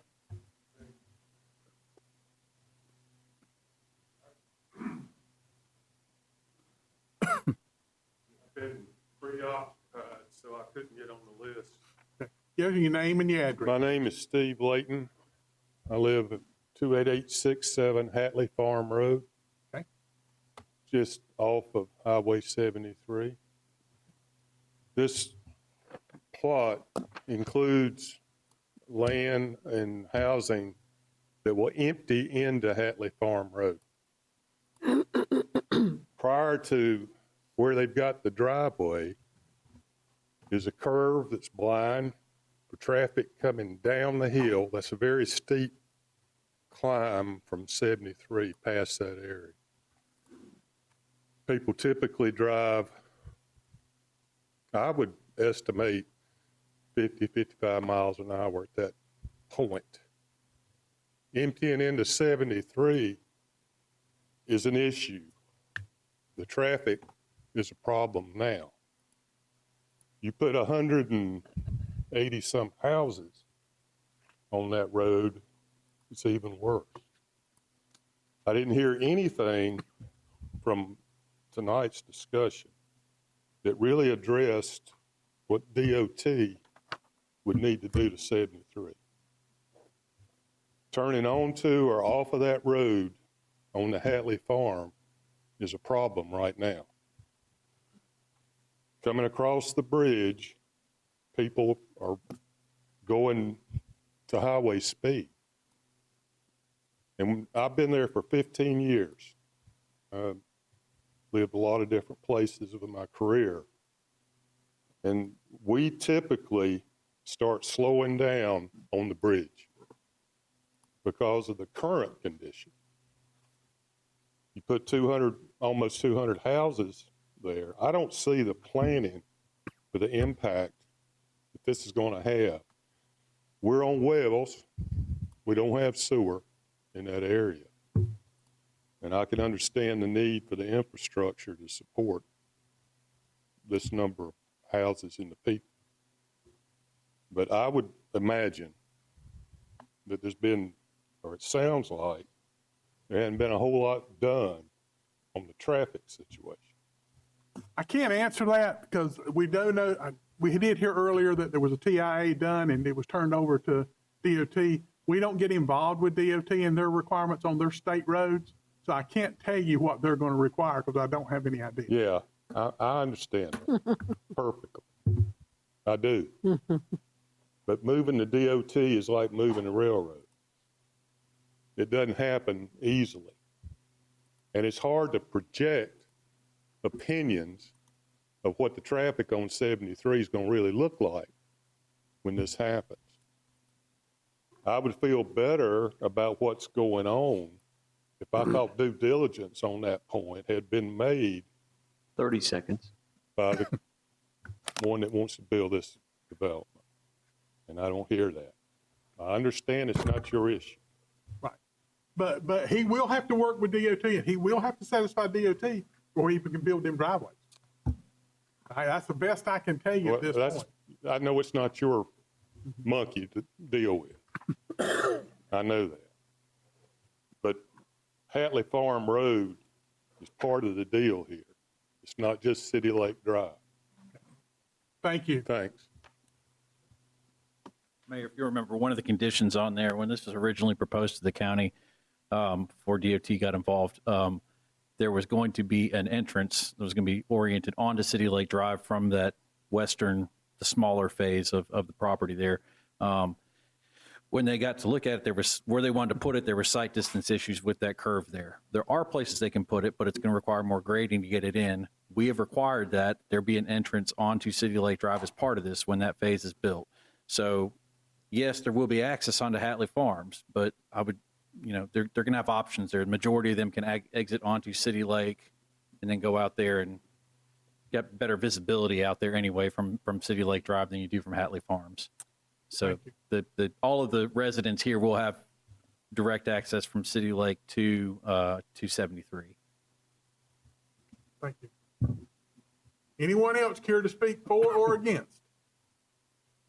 While it's still open. Okay, come on. Sure, come on up. Just for what it's worth, the Millingport Fire Department, I wasn't aware of any movement or authorization for them to move forward with purchasing anything. So that's the first I've heard that, and no one was trying to, come in here and annex it without everybody knowing there's public notices. We've been in the annexation process for how long? I said, I didn't know about the fire station, so I wasn't, no one's trying to hide this annexation as public notice. I didn't know anything about it. I talked to Stanley County. We had gone so far as to actually submit to Stanley County full engineer documents, everything. So that's the first I've heard that, and I apologize for any miscommunication, but certainly no one's trying to take food out of Millingport's mouth, I can tell you that. The DOT comment relative to bonding. So when we go through engineering, we take it all the way to the end of engineering, and then DOT requires bonding. So that comment wouldn't be applicable. We wouldn't have put up a bond when we first submit for engineering. So we go through site plan, we get it approved, we take it through engineering, we got a stack of documents this big, we take it to DOT and we say, hey, this is what we're trying to do. We go through 6 months, 9 months, 12 months worth of back and forth iterations. So he's right, he hasn't seen all this stuff, even though the changes are immaterial to what DOT would care about. So those changes would then go in, he would approve it, site triangles, everything, all those things would be addressed. He would make sure that they would look at every single one of those items. And then before they would say, okay, yeah, you can mobilize off of our road, they would say you have to put up a bond for all the improvements or the requirements under DOT. So I just want to make sure that that was clear, that nobody was trying to get it approved, then came to annexation here tonight and then tried to sneak backdoor anything with DOT. We still have to go through that process. That's the year ahead that we have of permitting, a set of documents that thick. So I just wanted to make sure that I was abundantly clear on that. Same thing on the blind curve. All those things are addressed. We will talk to DOT at length. We will go through months and months and months of back and forth with them. This is the phase before that phase. So I just wanted to make sure that I addressed those specific comments, because I just wanted to make it clear that we still have a lot of work to do. And I'm happy to answer any other questions that you have. Thank you. Thank you. Council, any more comments, questions? So before this is closed, Yes, ma'am. I still go back to the development is, right now, the development is going to occur. It's going to occur whether we approve ordinance 2335, whether we annex 2336, or whether we approve 2337, the rezoning. It's going to occur. They've already done what they're going to do, the developer has with the county. And I just want to make sure that that's what I understand, and that's, if that is the understanding of my compadres up here, that it's going to occur. So basically, the only question we have is, are we going to annex it in? Because to your point, it's going to occur either way. I mean, it's going to occur right now in the county. The biggest issue there is that we control the growth. That's important without this mushroom effect taking place. And it's going to be in our best interest, I think, really to look at this objectively as to being in control of our own destiny, if you will. Right. Which I asked that question because of the development agreement. That is the very first thing we've either got to approve or disapprove if we're going to move Right. forward with it. And that's the reason I do that. And if there are no other questions, I would just move that the public hearing be closed. Mr. Robinson, do you have anything else you need to add? No. I have a motion by Councilmember Hall to close the public hearing. I have a second by Councilmember Dry. Further discussion? All in favor say aye. Aye. Those opposed, motion carries. Council, I'll entertain a motion on ordinance 2335, and if that motion is to approve, would you please include in your motion that the 35-foot buffer along City Lake will be added to the development agreement, and the revision that was given to you tonight on the 4.52, 4.521, 4.522, 4.523 are included.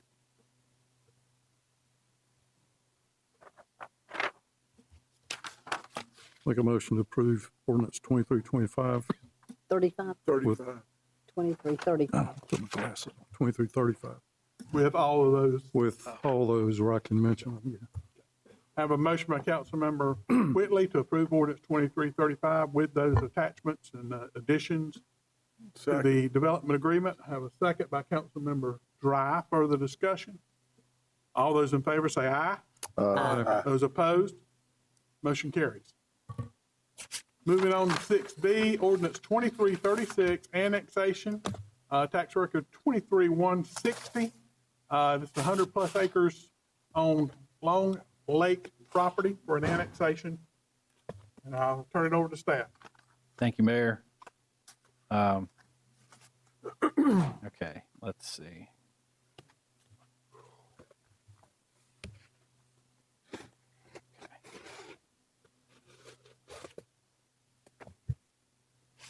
I've covered a lot of this already. I covered the fiscal analysis and some other items, but I'm going to read through the staff analysis for you again. This is AX 2301, tax record 23160, City Lake Drive near Highway 73, approximately 100.67 plus or minus acres, also known as Long Lake. This is following up on the development agreement, which you have just voted to approve. The applicant owner is BRD Land and Investment. Their applicant statement for the proposed annexations that they feel the proposed community is in keeping with the residential nature of the area and will provide future residents with tremendous outdoor activities, most notably City Lake Park. Right now, this property is vacant. What is proposed upon annexation and what is in the plans is 186 single-family detached units in R10. The maximum number of single-family detached homes in a cluster development on this property would be 348. However, given the steep terrain, most likely the maximum number would probably be somewhere closer to 220 to 230. They are less than that. As was mentioned, this is less than 2 units per acre, which is overall very low density by city standards. The city water is provided along North Carolina Highway 73 and can be extended to the property. Electrical provided by the City of Albemarle. Sewer is accessed easiest through nearby county lines and treated by City of Albemarle through its pump station. Currently, there's capacity for the city to treat approximately 150 new homes inside the City of Albemarle and approximately 40 new homes inside Stanley County. The developer has the option to make upgrades to sewer infrastructure in order to get the capacity they need in the county. Being annexed in the city would allow them to develop more of the property before these upgrades are a necessity. City utility staff provide more information. Again, a little bit redundant from what we've just covered here, but I wanted to make sure that we're on record with all that. The property is located on City Lake Drive, a small portion adjacent to Highway 73. These are state-maintained roads. Property is located within a recommended fire service area at 1.5 to 1.8 miles from Fire Station 2. Other items, the property is located immediately adjacent to city-owned property and City Lake and City Lake Park. This development is expected to produce approximately $571,000 annually in sales in property tax revenue to the city through the first 3 to 4 years of build out. That would be the taxed amount for sales, and then also the sales tax, and also the property tax amount during those years added together. This equates to surplus over existing budgetary expenses and recommended future maintenance level target costs of approximately $261,000 or annually, or 46%. Over a 40-year lifespan of infrastructure, the development will provide a net surplus of $41,100 over target cost for the city, a surplus of approximately 13% annually. The City of Albemarle's future land use plan from 2008 classifies this parcel and surrounding area as county primary and secondary growth areas. County primary and secondary growth areas defined as areas identified in Stanley County Land Use Plan 2002 for each of the 8 cities and towns located within Stanley County where growth and development is encouraged over the next 10 years. Stanley County's new future land use plan identifies this parcel as within its primary growth area bordering the city, and now designates it as multifamily neighborhood. That whole area east of City Lake Drive, between the college and 73 is pretty much slated at that higher density level in the county's future land use plan. The property is not located in any regulated watershed area. The majority of the property is not located within the regulated floodplain except for approximately 1/4 acre near the property line with the City Lake property. None of this area is proposed to be developed. As part of an approved development agreement with this development will include stormwater retention BMPs designed to withhold water in 10-year storms. In a little background, I showed this before. This is the county zoning right now. This is the approximate area on our future land use map. Everything that you see in here in the pale, it's kind of hard to see it on here, but the pale tannish color is that is a future growth area for the county, and the city adopted that as well as part of its future land use map. Here is the... Hold on right there. Yeah. Hold on right there. Go back to that. May I? Go back. You're right there. Mm-hmm. So that is in the current city's future land? Is that what I just heard you say? This is from the city's future land use map. It shows a current growth area, which you don't see it all, but it goes around here. It goes about a mile or two outside the city, pretty much on all sides. And that is the one, the 2028? That is, yes, that's correct. That's the 2028 future land use? That's correct. Okay. And the county just did theirs? County just did theirs, and I thought that I had it on here. I thought, I knew I've seen it, just like 2020, they just did it in the last 2 years. Yeah, I think I have it on, I think I had it on the other one. Okay. Which I can. Just again, I'm just bringing up, just reiterating things. Thank you. Yeah, give me just a second here. Context maps.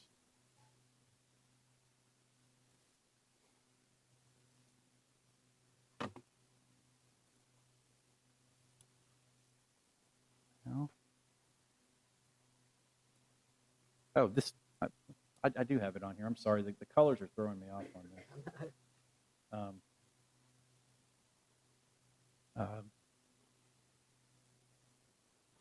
This is actually it right here. Multifamily neighborhood, this color yellow. This is what doesn't show. It shows up as orange on the actual GIS, but the colors are a little bit off here. So it's pretty much this whole swath right here outside of the city. Is this single family neighborhood? It's high density single family. It's up to and including multifamily development, which isn't feasible on a lot of that without having sewer available. But that's what is currently planned by Stanley County.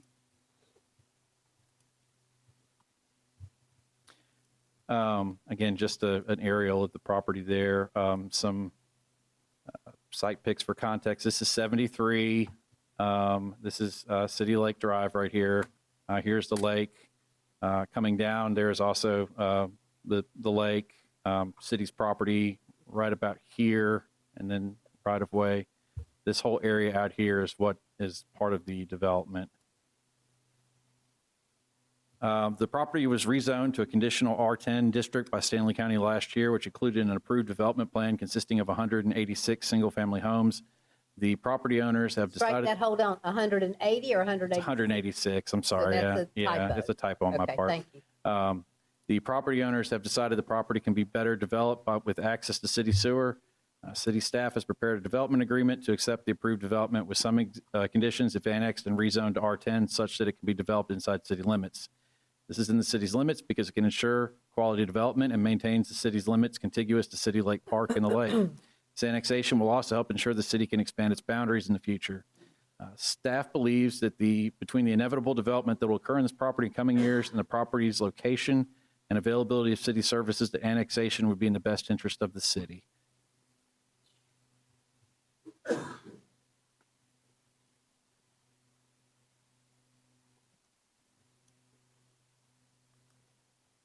Council have any questions of staff? Does the developer want to have any comments? This is a public hearing. Anyone who cares to speak for or against, please come forward. Yes, sir.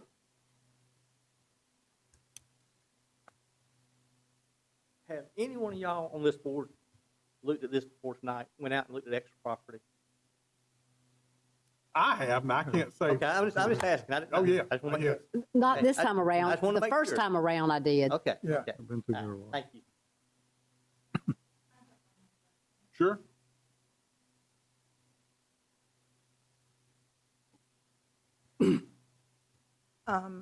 As you know, I've spoken a couple times just about the forcefulness of the water when things do happen, the flooding that takes place. And Lindsay Folk shared, and she lives right there on Clubhouse Road, that talks about how fast the hydraulics of that water is. And then I've shared with you video about the hydraulics of the water and what's happened. And as this land is developed, I'm asking that the developer take consideration into the properties that are around that lake. And specifically, like where my home, the home that my parents are leaving me at 15737 City Lake Drive, it floods. And it's even projected with the flood risk insurance thing that we use in the real estate profession and with insurance carriers, shows that there's a high risk of more flooding occurring at my home. And so as this land is going to be developed back behind City Lake and that water flows, and other residents that live on the lower level of City Lake Drive, the road that's been there forever, who's going to take care of those residents? Because we know that the DOT has shared the hydraulic study that they can't change the roads and they can't change the curbs. So who's going to be responsible for that? And who, from a safety standpoint. And that's one of my concerns about whether or not we have the infrastructure to support, and then the rise in insurance rates that are going to happen to, never had to have insurance, flood insurance on my home and the residents there, but now we will. There's a possibility that very high probability that we will. And then property values go other places. So I'm just asking, who's going to take care of the residents downstream? And what's going to happen when we don't have a stormwater? I know, and I appreciate you guys are getting a stormwater plan together, but we don't have that yet. And anyway, that's one of my questions that I want to be mindful of. Just a question to you, Carla. So what I've tried to convey earlier is that it's going to occur. We understand that. It is going to occur. I totally understand that. Okay. Right. I get it. Thank you. Thank you. I'm sorry. Why didn't you come forth when the county was doing this? I Because- can tell you this, not a single person opposed that thing in front of the county. Mr. Bramlett, you're right. I was before the city council on the 86 acres over the last 3 years. I have multiple times. And at the time it was heard before the county, I wasn't aware, I was not notified. My property is 800 feet from the property line when you go to the lake. I was not in the mailing of whatever the radius is. They don't notify property owners unless you're right next door. So no, I wasn't notified by the county commissioners. But I can tell you, they've told me, multiple ones have told me they made a mistake. And if they had known this, if they had known the material facts that I have been sharing with them and all the evidence that I have presented to them, they would have voted differently. And Let me expand. I need to let you folks know, I did not vote on that. I didn't know if I was eligible. You did vote on it. You officially had to vote on it. Okay. But now, you talk about water and where it's flooding. I married here 63 years ago, and I've watched that property very closely all of those years. I don't think City Lake has ever been flooded. that's not true. Where would it have been flooded?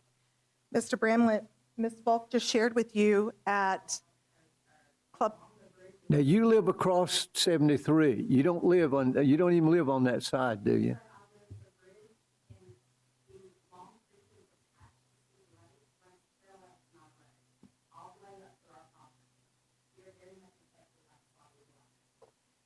And then Billy Mills spoke to you in January and talked about his daughter in 2018 and how her car drove into the floodwaters when there was a flash flood there at 73 and City Lake Drive. I saw that. It was not over City Lake. It was. It was. He's been here, he's talked to me, and then the photos, it's all there. And then at Bobcat Road, not Bobcat, at Blakely, where Mr. Farmer, Kevin Farmer's been here, and I gave evidence to the DOT in June 19th of this summer, when we had the big heavy flood, and how it was flooding there. And then down at where they have to do all this work with the pipes, and they can't go but so far in front of my home. But they've already told, Mac Morgan shared when he met with me in July, there's been so much runoff where land erosion that has occurred. There's so much erosion all along City Lake, the older portion of City Lake, that it's going to take a lot before they can ever correct the problem. But at my home, there's two areas that flood right there at the Shrine Club and at Jim Louder's house. And then you go up to, and this is the videos that I've shared, and I've shared plenty of photos of the flooding in my yard in 2018 and 2020. And then I've shared photos of the couple, their house and how it flooded, and the Whitecaps that were coming up, the videos. And then at Poplin's Grove Church Road and City Lake Drive, the water came so forcefully across there and then went over to Poplin's Grove Church Road, and it was very, very dangerous. I have shared this evidence. You were not on council when I shared those videos, but I have shared them publicly. I've tried to share them through electronically to you, and the county commissioners have seen it. In North Carolina, DEEC has seen it. It's evidence. Evidence is there, and the North Carolina DOT's hydraulic study shows very clearly that it's there. Your Honor, we're about 4 minutes for this speaker right now. I'm sorry. Thank you. Sure, yes, sir.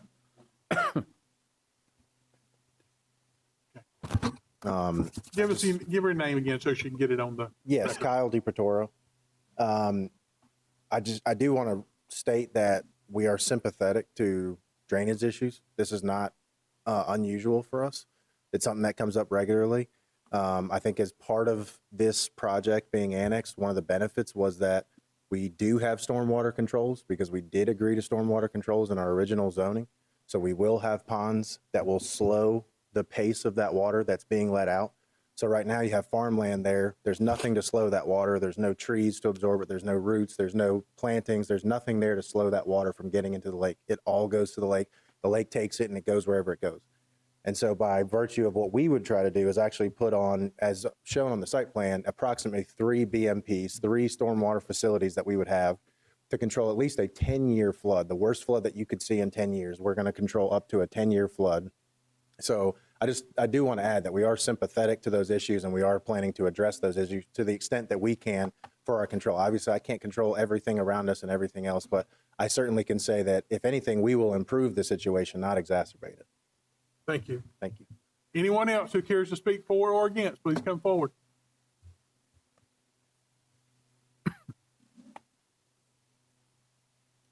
Hey, how's it going? Very well. Give us your name and address. My name is Joshua Ballinger. I live at 530 Meadow Rock Drive in Albemarle, North Carolina. Y'all have seen me several times up here before. So I've been listening to this, and so y'all are saying it's going to happen anyways, right? So what do? We make money off of it, right? We annex it, we control it, we tax it. So even if it's a wrong idea to do it, we're going to do it anyways, right? We talked earlier a little bit in this council meeting, and sorry I couldn't be here earlier because I was at work. But we talked earlier about litigation, right? Y'all are okay to take the easy way out when it comes to certain litigation about things, but when it comes to some of these homeowners right here, when you guys annex this, and they've come up and they brought up these concerns, are you going to be concerned about litigation when they sue you guys for approving it? Y'all are afraid of litigation when it comes to certain things. Not pollution of land, not flooding of homes, but y'all are worried about litigation with flooding of minds. I love it. I'd encourage each of you, if y'all are Christians, to look at Romans. I got the verse right here, Romans 12:2. Read it. Read it and see what it speaks to you, especially about what you did earlier, and especially about what you're doing now. I just sit here and listen to somebody sit here and go back and forth with you about where they actually live. You don't think they know where they live? You don't think they know when the water rises and where it comes from? Y'all need to take a step down off y'all's chairs. Start listening to the folks. Because I'm telling you, there's what, I think 4-3? There's 4 of you that ain't getting reelected. Anyone else care to speak for or against, please come forward.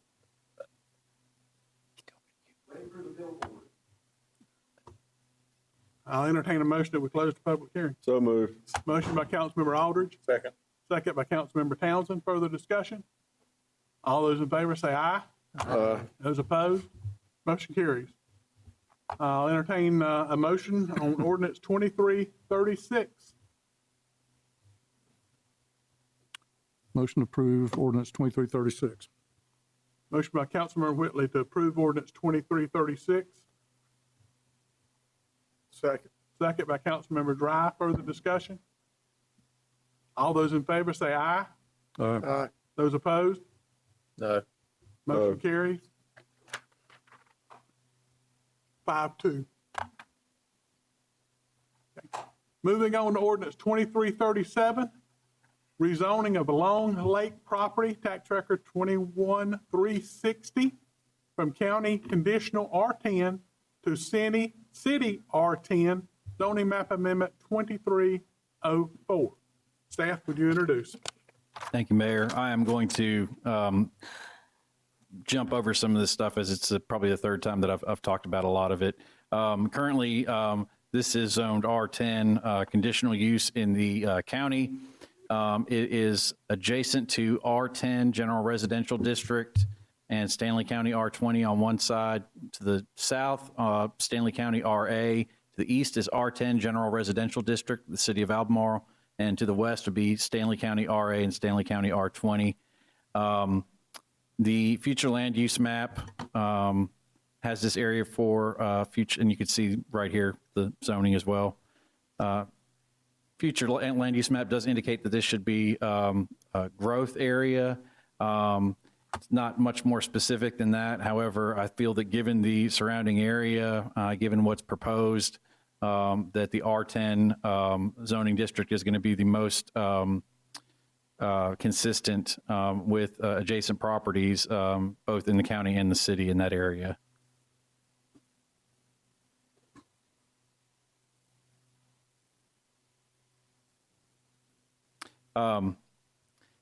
Given the proposed use, the parcel's proposed use under the future land use plan, the adjacent city R10 zoning, there are merits for the proposed rezoning to be consistent with the city's future land use plan.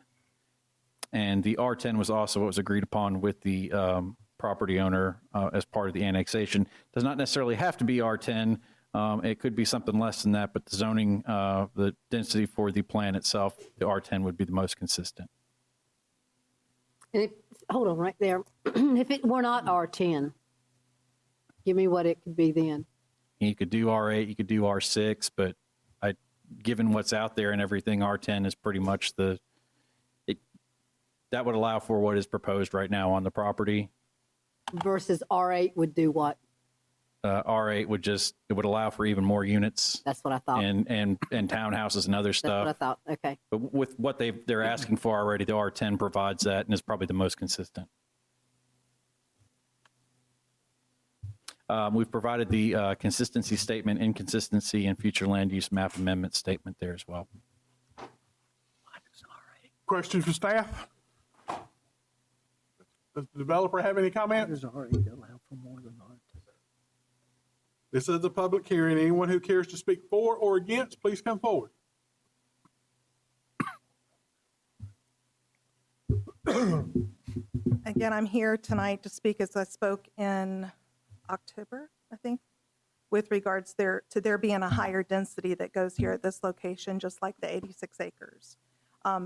They have had wetland studies. There are, Carla, will you speak down? I'm sorry, there are some wetlands that do run through that property. And I trust that they've reviewed that, but this is an area that I think we could have a lower density of homes. And one of my greatest concerns, I have been relocating residents to Stanley County for 24 years. I helped Pfeiffer University relocate their staff here. I've been a key part of that for 24 years. Selling homes in Charlotte and then also understanding what buyers are doing when they come here. Yes, there's a lot of density here, but the buyers that are coming from the Cabarrus County, Mecklenburg County market do not want all of this density. They want some space. Now, the Charlotte market is all about density because we have no more land. But to bring buyers here and build a product like what we just saw, that's the same product that's being built all across the city. And we need something that has lower density with more space between homes versus the cluster homes. This is a beautiful piece of property, but I don't think that we need to have 4 houses per acre, and I think it could be more 2 to 3 houses per acre, just like we talked about R15. There's nothing larger in the city of Albemarle. And, you know, yes, this isn't the watershed that feeds our water, but it was a watershed. There is watershed there. And not as much here at this parcel as there is of the 86 acres, but I'm asking that you consider something of larger space because I know that the buyers will buy it. I know what we're selling in Charlotte, just like the developer from this gentleman here, BDR. They're in the Fort Mill market. I know the Fort Mill market. I know the Charlotte regional market. I've been doing this 24 years. I know what the buyers want and what they have to choose from in other markets to then come here. And we've got too much of the same product throughout the entire city, and we've got to create some diversity. And this is where my feasibility, my professional advice as an appraiser is a great asset to this city with regards to planning and how to utilize property. I've offered it, and I know it's not welcome, but I mean, I can help the city think through this as I help other landowners here in the county decide what we can do with their parcels to develop it in highest and best use. I'd ask that you consider something larger than R10. Thank you. Anyone else care to speak for or against? Move to close the public hearing. Motion by Councilmember Aldridge, close the public Second. hearing. Second by Councilmember Hall. Further discussion? All those in favor say aye. Those opposed? Motion carries. Council, what are your wishes with ordinance 2337? So that's the reason I asked the question about what else. I mean, I know what the developer wants, what he's gotten from the county, and that R10 is pretty much what he's gotten from the county. Mm-hmm. If it went up to 15, what would that do? I'd have to do, haven't done the numbers on it.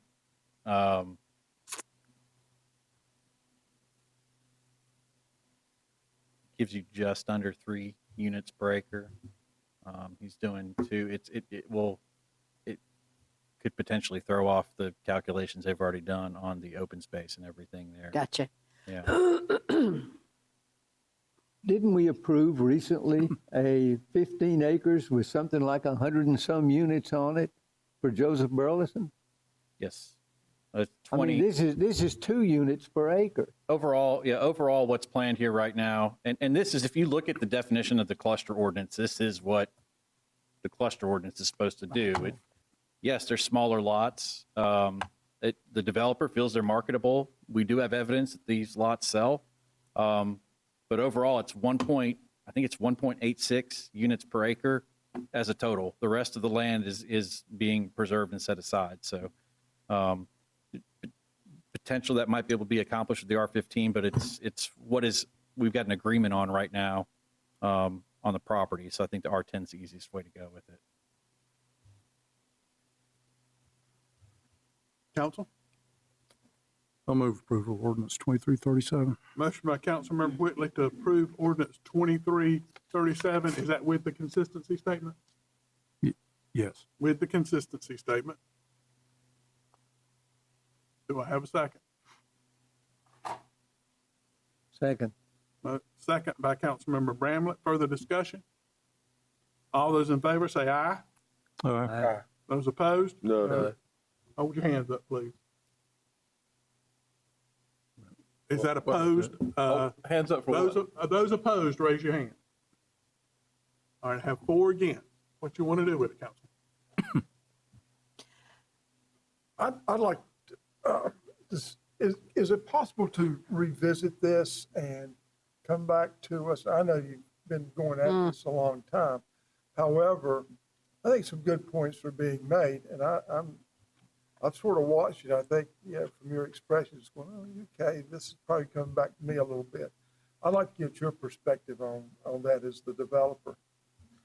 You got a vested interest in this as well as the folks that live out there.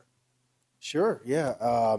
I mean, I'm always willing to be flexible to try to get projects done. We have closed on this dirt almost 1.5 years now. That debt is not friendly right now, and we'd like to move forward. We've done everything that we can possibly do to work with the city. We've worked with the county. We've gone back and forth as to how we would solve the issues that are on this project. I get it that there's challenges. One of the biggest challenges in our market right now is the per front foot on lot development costs. Do that again, slow that down a little bit. The per front foot on lot development costs. That's Okay. the reason that we're proposing 60-foot wide lots. Again, not 40-foot wide lots, not 50-foot wide lots, 60-foot wide lots, which is not something that you're seeing a tremendous amount of. You're going to have more space in between the homes. And I get it that some people do want bigger homes. Some people want acre lots, but some people don't. Some people don't want that. We spend a tremendous amount of money on John Burns Consulting and Zonda reports and Metro Study to determine where do people want to be, what do they want, what's popular right now, what are people buying, and what can people afford. Keep in mind that when we started this project, probably 3 years ago, there was no talk of Stanley County having any fees whatsoever. Now they're over $11,000 a lot that they retroactively were going to charge to us. Well, who pays for that? We pay for it, or the buyer pays for it, or a combination thereof. So that's where we are, where we have to keep a certain amount of density. We've already locked in our price because we've closed on the dirt. These issues weren't raised until we submitted for the permits, and Stanley County then said, hey, we're going to retroactively charge you $11,000 a lot. That's more than Charlotte. There's only one municipality in this region that charges more than that, and it's Fort Mill. It's the only one that charges more than that, and they did that specifically to stop growth. So for us, it is very, very difficult. We've approved the developer agreement. We've approved the annexation, and here we are at the rezoning. I guess I'm confused at what is it that we wouldn't be in favor of at this point if we've approved the other items. That's all I'm just tossing it out. Sure. To get your feedback on it, realizing that, what's gone on in the past. And if I'm out of place saying this, then I'm out of place. When the county did this thing, the first thing that I heard was that, what do we have to do to ensure that Albemarle does not annex this property? Ms. Birch, I need a ruling from you, I think. We've annexed something, we have to give it some kind of a zoning. That is correct, Mayor. And also for council's consideration, the development agreement is contingent upon an R10 designation. So if you're going to change it, that also changes the language in that agreement. Thank you, because I thought that they went hand in hand. And that is the reason, for years, I like doing annexations and development separate, and we don't get them all mingled up. That's just a personal preference, because every one of these public hearings, they just went all together. And so I have a real issue with that, and probably have conveyed that. So based on that zoning of R10 not passing, then basically the development agreement is null and void as well, because it specifically talks about R10. Is that The correct? provisions regarding density, we will have to do another calculation of what that looks like. And again, I joined my fellow council member about the numbers of them on there. And that's the reason I kept asking what the county already had. And I will tell you, I feel sorry for Millenport that you all went out and did all of that, okay? But I really feel sorry for staff, because they've been working on this for so long, and they've come up to us. This is our second time. And I don't know what the answer is, but that's the concern for me, is the density. Let's talk a little bit about the word that's been thrown out here a lot, and that's consistency. What is it about this place that we wouldn't approve R10? Does that mean we're not going to approve R10s anywhere? How can we make an argument for another R10 and not this? Because this is isolated from Midtown, that sort of thing. I just don't get it. R10 is our most common zoning district across the city. I don't know what the total percentage is, but I'd be willing to bet it's 60% or more of the city is zoned R10. The vast majority of the development that we get right now, single-family developments coming into R10. This was R10 in the county. It's the city lake, the park, everything else around it is R10. Again, I mean, I can't imagine, apart from zoning it higher or something, I'm not really sure. And quite frankly, we've got through this many steps now, so to have issues with the zoning is troublesome for staff, and I think for... And I appreciate that. Yeah. And that's the reason I said I'm sorry. Okay. But again, this is the first time this is the first time we've seen this with a new development agreement and that kind of thing. Right. When you just made the comment that the majority of what we are seeing is R10, is that how far back? Is that the new development? Is that? Typically, unless somebody wants to do townhomes or something like that, pretty much everything that we have right now coming in is R10. Unless it's in a watershed area or they want to do townhomes or apartments. If it's single family, like this, they're doing R10. And that's what the developer is coming in with, Yes. which is reasonable. I understand that. And that, Yeah. you take the path sometimes less traveled and hope that you don't run into a roadblock. But it was R10 in the agreement It's through kind of- this. It was R10 when this was originally came up back in May, I believe, as well, the first go-around y'all didn't end up hearing, but we had all the same information for it as R10 at that time. That's what Planning Board heard for R10 and recommended for, so. So a parliamentary procedure question, Britt. We've just denied that. The only person that can bring that back up is someone that was in the majority vote, whatever that majority vote was. That's correct. And that can be done now or later. Well, it needs a zoning classification because it's already annexed. Right, So that right. needs to happen. But what I'm saying, it could be continued if we had to. But because it's been annexed, we've got to, Yeah, it makes no sense. yeah. to do. I move that we, Rescind. well, I don't know if we need to rescind it. If we, okay, then we rescind it. And let's get a second and pass that first. You got to reconsider it first. No, I think you rescind the motion. Ms. Birch? You can do a motion to reconsider during the meeting. At a subsequent time, you can do a motion to rescind. So tonight we could reconsider Yes, ma'am. because it's the same meeting. Then I would make that motion that we reconsider I have a 23. motion by Councilmember Hall to reconsider the vote on ordinance 2337. Do I have a second? Second. Second by Councilmember Dry. Further discussion? All those in favor say aye. Aye. Those opposed? Motion carries. Now, I'll entertain another motion on ordinance 2337. And that can be made by anyone. The Anyone motion. can make this motion. I'll make that motion again. Sorry Motion by about that. Councilmember Whitley to approve ordinance 2337 with the consistency statement.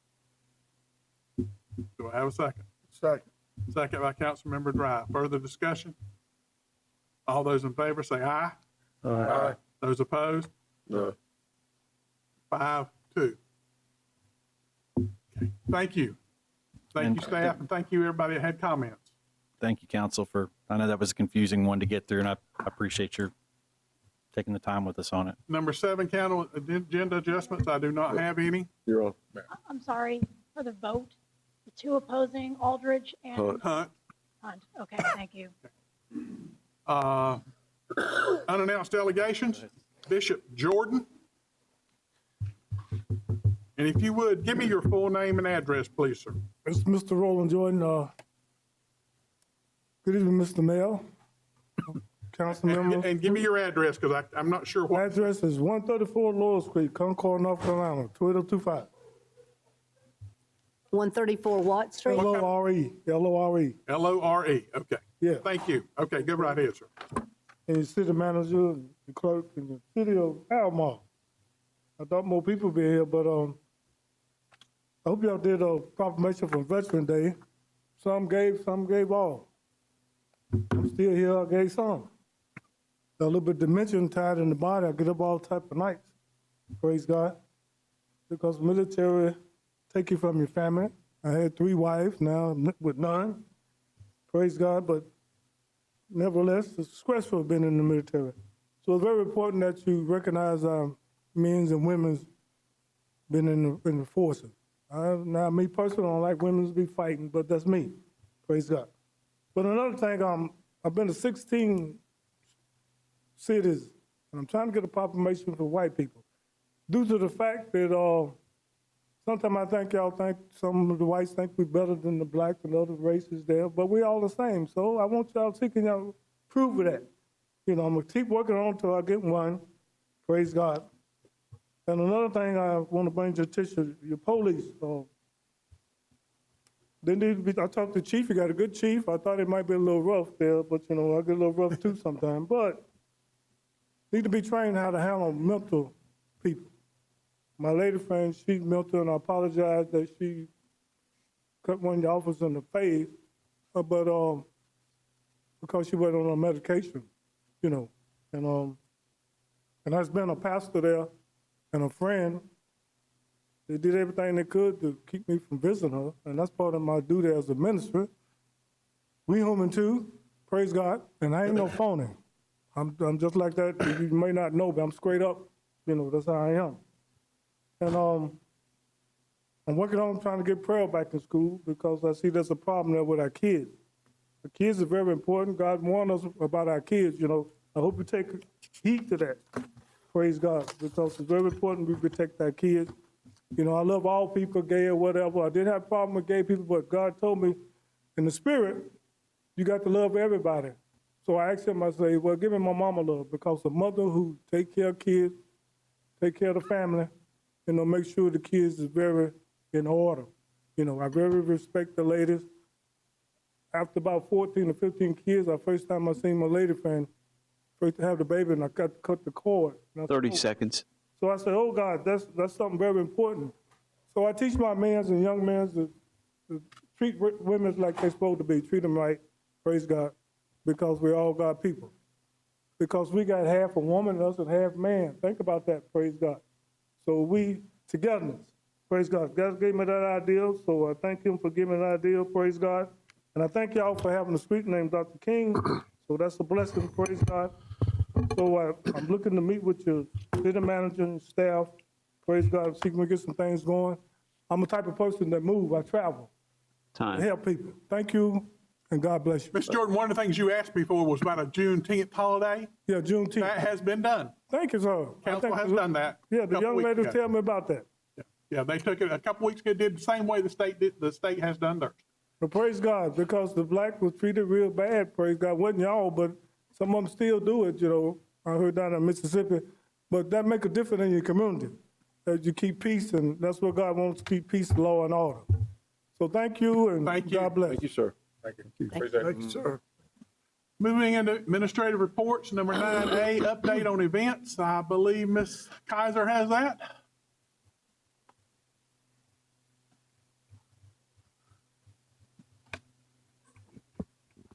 Good evening.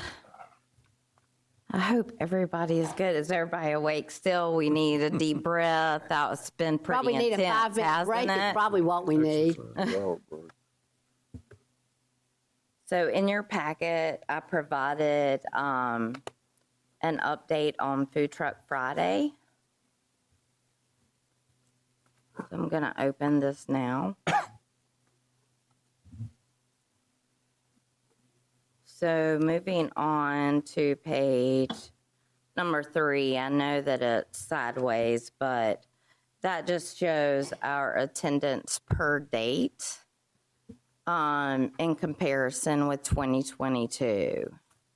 I will let you know that the peak in August of 22 and then May of 23, I think a lot of that has to do with Cousins Lobster being there. So both of those were there one dates that they were there. So that's kind of what my assumption of this data is. 2 good bands as well, but also mains. So I wasn't able to do date by date, but I did the whole Fridays only from May until October, the first part of October. So as you can see from the first spreadsheet, we had 10,800 visitors, which was 1,000 and few more than we had last year. So that's over 100 more per event. And as you can see, the other Fridays in that time period only captured like 900 visitors during that time frame. So as you can see here, the visit trends, those peaks are Food Truck Fridays. And then your next page is the visit variance between 2023 and 2022. Again, it's about 100, 150 people per date. So the peaks are going to look similar. But we did see an increased length of stay, so people are staying about 2.5 hours at this event. And this is the routes that they travel. So between this and the next page in the zip codes, we doing the math, we know that we had 71% came from Stanley County, but then there was almost 30% that came from outside our county, which I think is good. So I'm gonna let David talk about the marketing strategies we can extrapolate from this data and how we can move forward. Thanks, Lisa. Hey, good evening. What you have in front of you with the zip code information gives you a sort of a snapshot of the different places where we're seeing people. This doesn't go and lay out all of the zip codes from which people came to visit us. We had about 30 different zip codes total from where we saw people visiting for Food Truck Friday.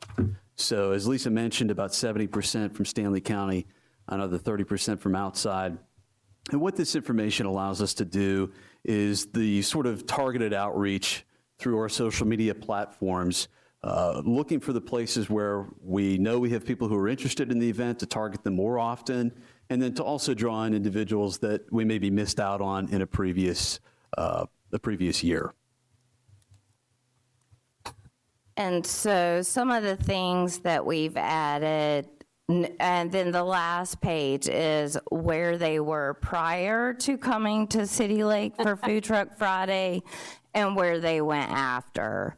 So, and some of the new things we added this year was David got us MC each time, and so they put that on their Facebook page to advertise it, and then it was a nice addition for our sponsors. We raised $14,000 in sponsorship for the bands. We did magnets this year that people could put on their refrigerators, which was a nice touch. We did some surveys. We did a misting station, thanks to Public Utilities.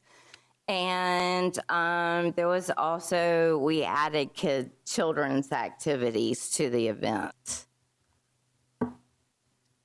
And if I may, Mayor, just as she's getting ready, I think, to go to the next part of this, this is information that Lisa brought up to the Special Events Committee in October. And I just thought it was interesting that we needed as a council to hear all of this. And I started saying, okay, how did we know all of this? And then I realized it was because of these things. It was because of mapping from the telephone, So, but I thought you all would find that interesting that we did have so many visitors from not just here and other places too. But I would also like to say that David has been a big help in us promoting, and I think the difference in this year and next year will be even more than 10%. Well, I didn't get a chance to attend all of them. I did make it to the final one, and I just want to commend city staff. Did a remarkable job on the lighting and everything out there. And I think it was a team effort, both on Lisa with you and your department, and Jay and his department. I know Cindy Burris was there, and a lot of the staff members were out there on site, and it was just a really good event. And I look forward to next year as well. Yeah, so we're planning, and we should have the schedule ready around December 1st for the bands for next year and the dates. Thank you. Do you have anything else, David? I think we covered it. Okay. Thank you very much. Thank you. And I think I'm still up here. Christmas, she got to do Christmas now, maybe.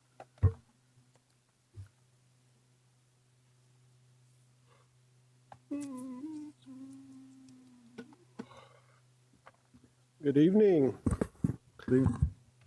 My pleasure to provide you with a update of our planning efforts for the 2023 City of Albemarle Christmas Parade.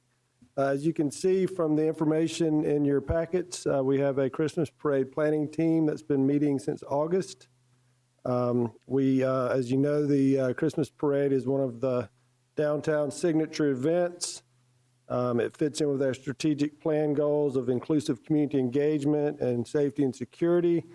And we want to share with you tonight some of the interesting and exciting new parts of the parade that we think are going to make it even more entertaining.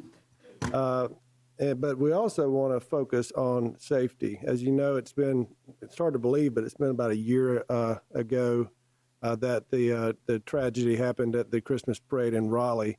And it's really, encouraged us to focus more on safety this year to make sure we have a very safe event and entertaining event. In your agenda packets, you have some detailed information on the Christmas parade, but we want to provide a brief overview of our planning efforts. Lindsay is going to provide some information on participation and safety. David is going to talk some about promotion and marketing. And after that, we'd be happy to answer any questions you might have. Hi, good evening, everyone. As Darren referenced, this year we really wanted to evaluate protocols and see what we could approve upon this year. 2 emergency tents are going to be placed on either end of the parade route to allow emergency personnel response, public access to the community there should the need arise. One will be down at the current Albemarle Police Department headquarters, and then the other tent at the former Albemarle Police Department headquarters. There will also be 3 designated parade entry check-in stations that participants are instructed to go when they're arriving. They will have a volunteer staff person instruct them where to go, where their liability forms will be confirmed that they have been signed, driver's license evaluated, and their safety checks done on the vehicles. Finally, to keep children safe and to encourage everyone to move safely through the parade route, this year we are encouraging candy distributors. That will be where no candy will be thrown from the moving vehicles. Rather, individuals will walk alongside the parade float itself and easily be able to pitch it to children, get it out to the sidewalk so that they're not running into the streets. So how are you going to police that? I'm sorry? How are you going to regulate that? With smiles. Yeah. Good luck. It's just going to be with coaching of the individuals when they're going through the safety checks. You know, the candy distributors, when they are signing up, individuals elect, you know, we're going to have 1, 2, however, and then they will be reminded of that in the check-in process and just. So for us, like council, you know, we there was for years we didn't throw candy out, and then we started throwing it out again. But so like city council on our float, we just have 2 members of council that are allowed to distribute candy. It could be anyone. It could be anyone.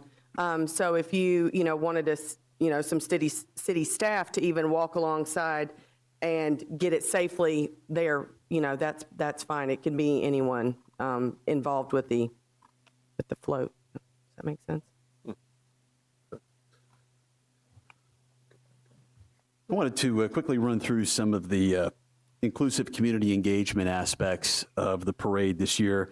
Once again, we are requesting submissions from members of our community to nominate someone to serve as the Grand Marshal of the Christmas Parade.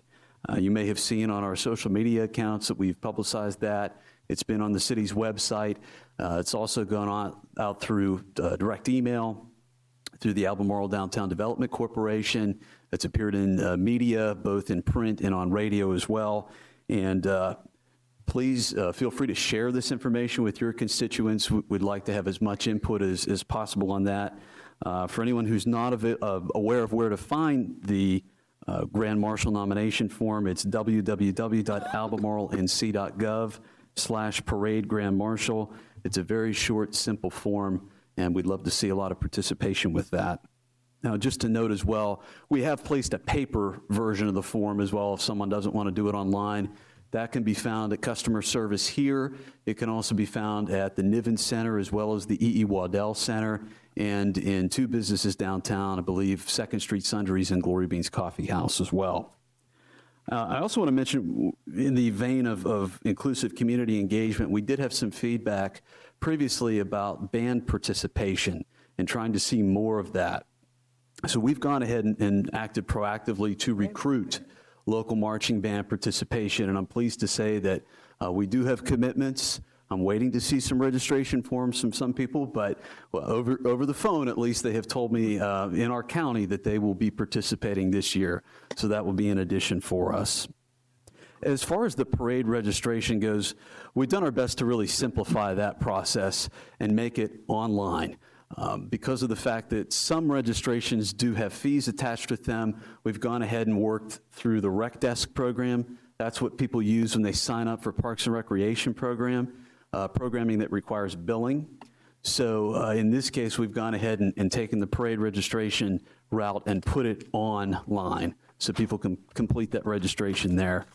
That has also been publicized through social media, and it's also gone on our city's website. I believe it's also been sent out through the ADDC's direct email listing.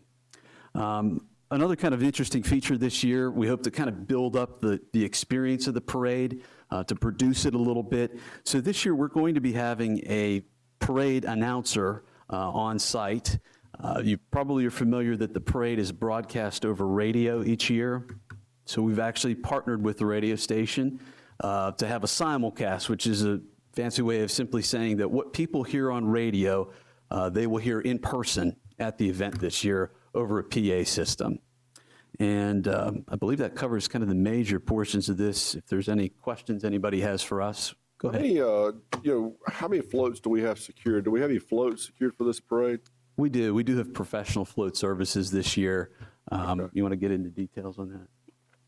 Sure. We were very excited this year to get a new vendor who formerly has not served this area geographically. We were persistent in calling, and it paid off. They were partnering with another community not too far away, so they finally agreed to bring us. We have 3 this year. We're going to see how it goes, but they are very high quality, so we're looking forward to that. And they're on board for next year. If we can. Yes. I've a couple of things in the community that I've pushed real hard for, and I haven't gotten anywhere with either one of them. One is Pfeiffer fielding a football team. The other one is having a Christmas parade earlier in the season, and they rank right there together.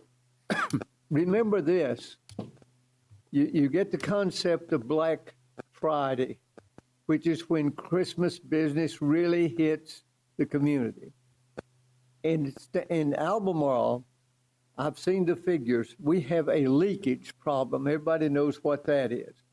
That is the money that Stanley County residents spend and Albemarle residents spend outside Albemarle and Stanley County as opposed to what is spent in. I know in my business, it's millions of dollars that we lose in the jewelry business to outsiders. Here we are, Concord, I was there 15 years. They have their Christmas parade the Saturday before Thanksgiving. And that's when Christmas business hits. And they're promoting it, and it's big time. 3 weeks before we have a Christmas parade. You got to look at your customer and where they're trading and what they're doing. And here we are waiting till December 9th. And not only that, the weather gets worse the later you wait toward Christmas to have a Christmas parade. So one thing I know we can't do anything this year, but please keep that somewhere in your head for the future. Maybe something that will put you a little bit at ease on that is that there is a downtown Christmas event that will be on December 1st. That's a Friday, and that is really specifically geared toward businesses. Having them have special hours, there's events that will occur downtown in conjunction with that to encourage sort of that shopping experience downtown. Yeah, I was looking at that, but that didn't make my argument. And I will also say to that, you also get another week with the parade. And last year, we know we drew about 4,500 folks downtown during the parade. So that gives you business. Also, this board back in March voted on this date because it doesn't conflict with the other locales in Stanley County. So, I mean, if you want to talk about leakage, if we want to do it at the same time as someone else, then you're going to get some leakage there. I've been hearing on the radio about nominate someone for the Grand Marshal. So as of today, we have. No, we do have submissions. We have some, okay, Yeah. all right. We do have a number of them. From what you were saying, like, okay, I don't know that we've even gotten any. No, to be clear, we do have nominations that have come in, and that is open until November 13th. Very good. Thank you, folks. We appreciate you doing that. That's to the community. Thank y'all as well. All right. I'm not sure if we spoke about this. I just did want to mention one other piece that we have. We've increased on November 30th, the parade float registration fee will increase, right? No, I'm sorry, it increases the 16th and it's cut off on the 30th. So there will be a strict closing date this year for the parade floats, your registration itself, so that we can again increase that safety and the liability waivers. Okay. One last question about Yes. about the candy, because anybody on this council can tell you I was a stickler about candy, because I can remember when we had the parades and we didn't throw candy at all. Yeah. And, you know, there's two reasons kids come to parades. Number one is to see Santa Claus. Number two is to get candy. Do we have a specific event? Because I'm not aware. Did we have a situation happen where a child was almost ran over, or can somebody talk to that? Yeah, I mean, what I would say is, as someone who records the video for that, the last 2 years that I've been here to see the parade, what I have noticed is children do, on occasion, unfortunately, dart into the street as traffic is coming through. So we've seen it, and as you mentioned, we don't want to go backwards where no one gets any candy. So what we're trying to do is come up with something that's safe and accomplishes that. Yeah, you take the candy away, you might as well cancel the parade. But we got to protect our kids, that's for sure. Thank you, staff, very Thank much. you. Thank you. I need to entertain a motion that we excuse Mr. Bramlett from balance of the meeting. So So moved. moved. Motion by Councilmember Hall, second by Councilmember Aldridge. Further discussion? All in favor, say aye. Aye. Those opposed, motion carries. 10A is your missed calendar is in your agenda. Anyone have any comments or questions? Moving on to the consent agenda. 11A, sole source purchase 2021 for a road widener skid steer attachment. 11B, resolution 2326 to certify adoption of the public housing annual budget. 11C, budget ordinance 2338, amending the annual operating budget. 11D, budget ordinance 2339 to appropriate insurance proceeds in public housing. Just a question before a motion is made. Yes, ma'am. Do we, because of what has gone on with public housing, need to pull those and do them individually? It just, I guess, would throw that. I mean, I know that when the consent agenda was built, it was built that way, but do we need to do that? Unless somebody has discussion on them, I wouldn't think we would. Okay. If not, move approval. Motion by Councilmember Hall to approve consent agenda, second by Councilmember Townsend. Further discussion? All those in favor say aye. Aye. Those opposed? Motion carries. Moving into new business. Consider approval of change order number 1 for Phase 3 I&I Sanitary Sewer Rehab Project. And I believe we have someone here to speak with us tonight. Adam? Or Jay, you gonna start it? I was just going to pull up the PowerPoint. You're going to throw the Didn't want candy out, to right? step in front. Thank you. Thank you. Mayor, members of council, thank you for the opportunity to be here tonight. I'll make this brief. I understand you've had a lengthy meeting. I wanted to take the opportunity being here to give you a very brief update on the project, and there is a change order for your consideration this evening. And just to refresh your memory, this is the third phase of sewer rehabilitation that you have embarked upon. The primary objective here, your western sewer outfall, which kind of runs up Long Creek, is being addressed. And then the last of your 24-inch, your larger pipe, which runs east Albemarle towards the bypass and kind of up parallel to the bypass, is being addressed also. It is funded through federal EPA dollars, Clean Water State Revolving Fund. This project is 100% loan dollars, and this was one of the ones you've had lately that is at the market rate. I think this was 1.36 or 1.38% interest, 20-year term. Just a real quick update. Very coincidental that when I prepared this today, that both based on time and dollars, you're at 36% complete. It's a little bit of a misnomer because the payment eligible to date is actually as of the end of October. So I kind of put that in there almost to show the coincidence. We're over a third complete.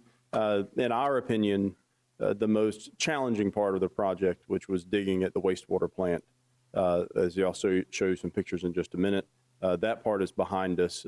So we're out of the really busy, tricky area and moving north and east.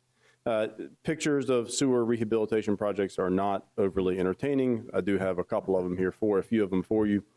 This was taken towards the end of the summer. This is at your wastewater plant. Before you, so what we're doing is replacing an active sewer line. So we have to install pumps that remove the sewer and displace it while we're digging. That's what these green pumps are here. It's a little bit hard to see, but you can see they have suction lines that are dipping down into a manhole that's right here, pulling the sewer out and moving it around while we dig past.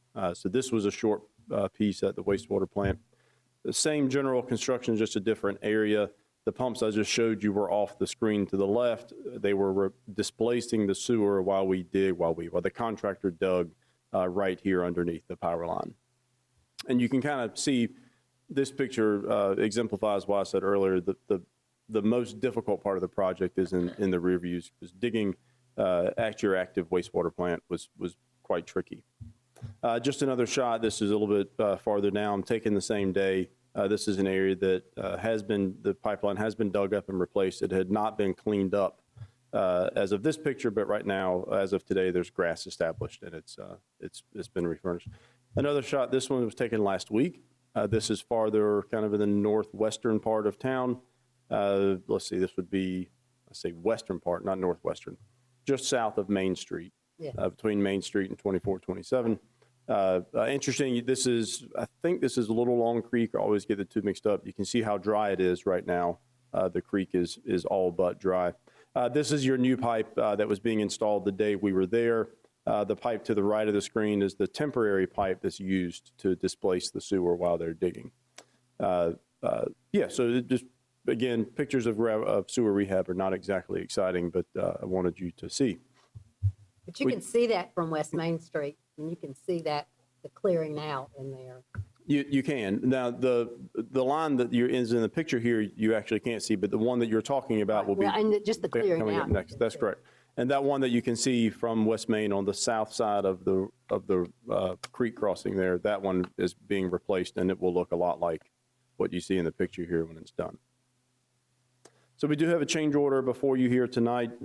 This is it captures 4 different items that were presented or are in your packet, totaling $102,000.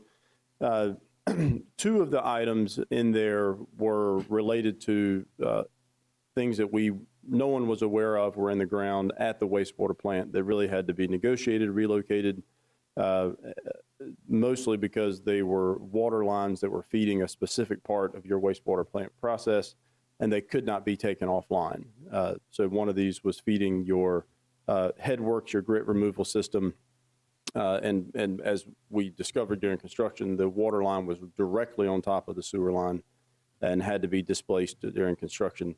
The other was the primary water service for the water plant or for the wastewater plant, and it provides the basically water for the entire process, and it also had to be temporarily displaced while we were digging. The others are related to items that were discovered during construction. The item number 2 on the list, which is, or maybe that's number 1, forgive me. Correct. The one that's $41,035, that one has been identified as needed. You'll see it's a unit price item. Only one of those has been encountered to date. The other 3 are coming up farther in construction. Mayor, I'm happy to answer any questions that you have and request your consideration of this change order. Councilman, have any questions? I'll entertain a motion. So moved. Motion by Councilmember Hall to approve the change order number 1 for Phase 3 I&I. Second by Councilmember Hunt. Further discussion? All those in favor say aye. Aye. Those opposed? Motion carries. Thank you, Mayor. Thank you. Don't find any more change orders, please. Please. 12B, 2303 Johnson Street, a 29-lot major cluster subdivision. Thank you, Mayor.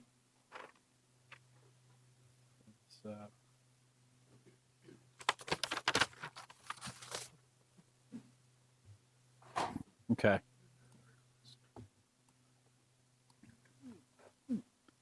Okay, this is a 29-unit cluster single-family home subdivision located on the end of Johnson Street, right here. We actually drew this on so you can see exactly where it is. The parcel is in blue. The roads are approximately in orange where they're going in right here. This This is Almond Street, Boyd Street, and then Johnson Street up here. This is US 52, just for some reference. Back up a little bit. MJSR 23-03 is currently a 29-unit cluster subdivision that is proposed at the extension of Johnson Street, tax number 4171. This development is comprised of lots that are between 5,600 and 9,800 square feet respectively in size, which will accommodate single-family homes. Total acreage for this site is 9.37 acres. Total permissible lots in R10 cluster of this size is 32. The property lies within R10 General Residential District, and I'm going to pull up the site plan for you right now. This might be helpful if I can rotate this a little bit. I'm not sure how to do that on here.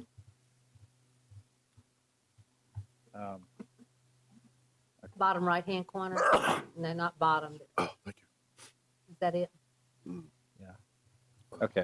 I'm sorry. Okay. Yeah. No. Thank you. Thank you. I didn't see that. Yeah. Okay. All right.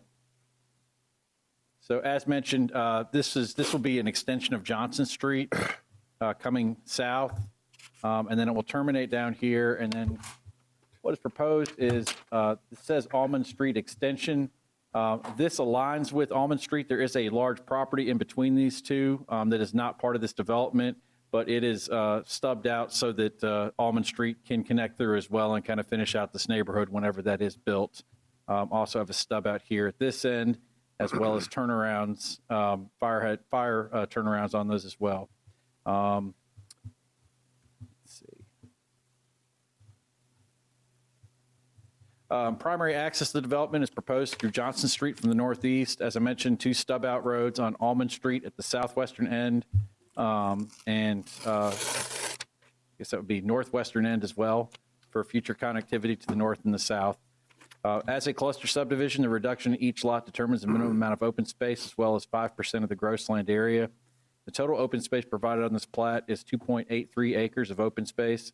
Based on the lot table calculations, a minimum requirement of open space is 2.47, so they have met that. The developers plan for a community garden, gazebo, and a games area feature, and an 8-foot walking path to activate over half this acreage. As this area is also a planned greenway corridor, this trail area should be accompanied by a 20-foot easement for the city to upgrade as part of a greenway system once nearby sections have been attained by the city in the future. The planning department will need to see more details about the open space amenity, confirm the covenants, cover those, and secure an easement during the civil phase. Traffic analysis, no TIA was needed for this subdivision as it's under the 500 trips per day. Anticipated trips per day will be around 290. The developer proposes to utilize city water, sewer, and electric service to serve the proposed site. Utilities are readily available to the site and will be verified to meet standard specifications through the civil design and approval process if this plat were to be approved by City Council. Of topographical importance, there exists within the site boundary a delineated area of flood zone as well as wetland, which has been called out in all submitted drawings and is not included in the building footprints or the active open space. All building envelopes are shown to be outside of floodplain. However, verification may be required on the specific lots by the city floodplain administrator prior to construction. The road design in this development is shown to meet 26-foot wide curb-to-curb standard with a grass planting strip and 5-foot wide sidewalks on either side. The typical setbacks for single-family homes in the R10 district are 30 in the front, 10 on the sides, 20 on the side with the street, and 30 in the rear. In cluster developments, the setbacks can be reduced by up to 50%. The developer has shown setbacks as 15 in the front, 5 on the sides, 10 on the street side, and 30 in the rear. One note, the 10-foot additional setback on street side setbacks cannot be reduced. Those street setbacks need to be increased to 15 minimum on lots 11 and 19. I will note that we did receive a plat late last week that I believe shows what is shown right now appears to meet that. However, there's nothing on there. There's nothing marked on there, no numbers or anything. So I think we've got something that shows that now. But I would leave that on as a condition just to make sure. This should not have a significant impact on those lots. Lot sizes, typical lot sizes for single-family home in R10 is 10,000 square feet. In cluster developments, lot sizes can be reduced by up to 50%. With this reduction, the smallest lot size can be 5,000. Proposed lot size range from 5,100 to 9,400 square feet, with the average lot size being just under 7,000. The developer has met this requirement. Staff has reviewed all plans and supplied feedback with the developer on this proposal. And while there's some minor revisions, the plan is in conformance with subdivision requirements, lot size and cluster standards, size of open space, and size of open space. Staff believes it reasonable for City Council to provide objective feedback on this. And Planning Board also to provide objective feedback on this. Planning Board did unanimously vote to approve this with the conditions that we have listed right here. I will read those. The developer needs to submit more detail about proposed amenities as is typical prior to civil plan approval and construction of bonding for amenities. Staff shall confirm covenants cover open space and amenities in perpetuity. A 20-foot easement for trail should be shown on the plan and recorded for city adoption in the future. And amend street side minimum setbacks from 10 to 15 feet specifically applied to lots 11 and 19.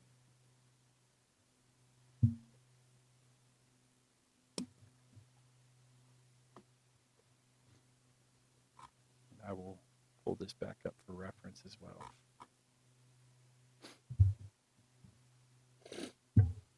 Questions for staff? Yeah, one question. So come down to the conditions, Yes. if you don't mind. Sure. So there's the conditions that planning, and then on your check, I call it your check sheet, your check, where you go through and complete. Draft of protective covenants placed on the subdivision is still in red. Is that, Yes. is that covered in these conditions? Yes. The staff shall confirm covenants cover. I think they gave Charles a copy right before planning board. I should have gone back through and unchecked that when I was duplicating this for y'all. No, that's okay. But yeah, we haven't gotten a chance to look through those yet, and it's typical. They'll get them to us either before council or sometimes after council during the civil approval process. Really, the primary thing that we're looking for in their documents is they can set that up however they want to with their HOA and all that stuff. We're just looking for something in there that covers their open space, basically preserves it, and something that covers the maintenance of it, so it's not Okay. something the city has to maintain. So I guess bottom line, what's in red on your check sheet, this covers it fine. Yes, that should cover it, Okay, yeah. I just trying to make sure things all add up. Thank you. Sure. And although not required, I want to make a statement. I own property within a few hundred feet of this property. There's multiple owners between me and this property, so I have no conflicts. Council, how do you wish to proceed?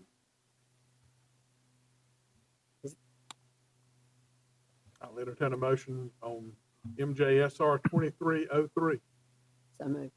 Motion by Councilmember Hall to approve With the conditions. with the conditions in the application that the staff put together. Second.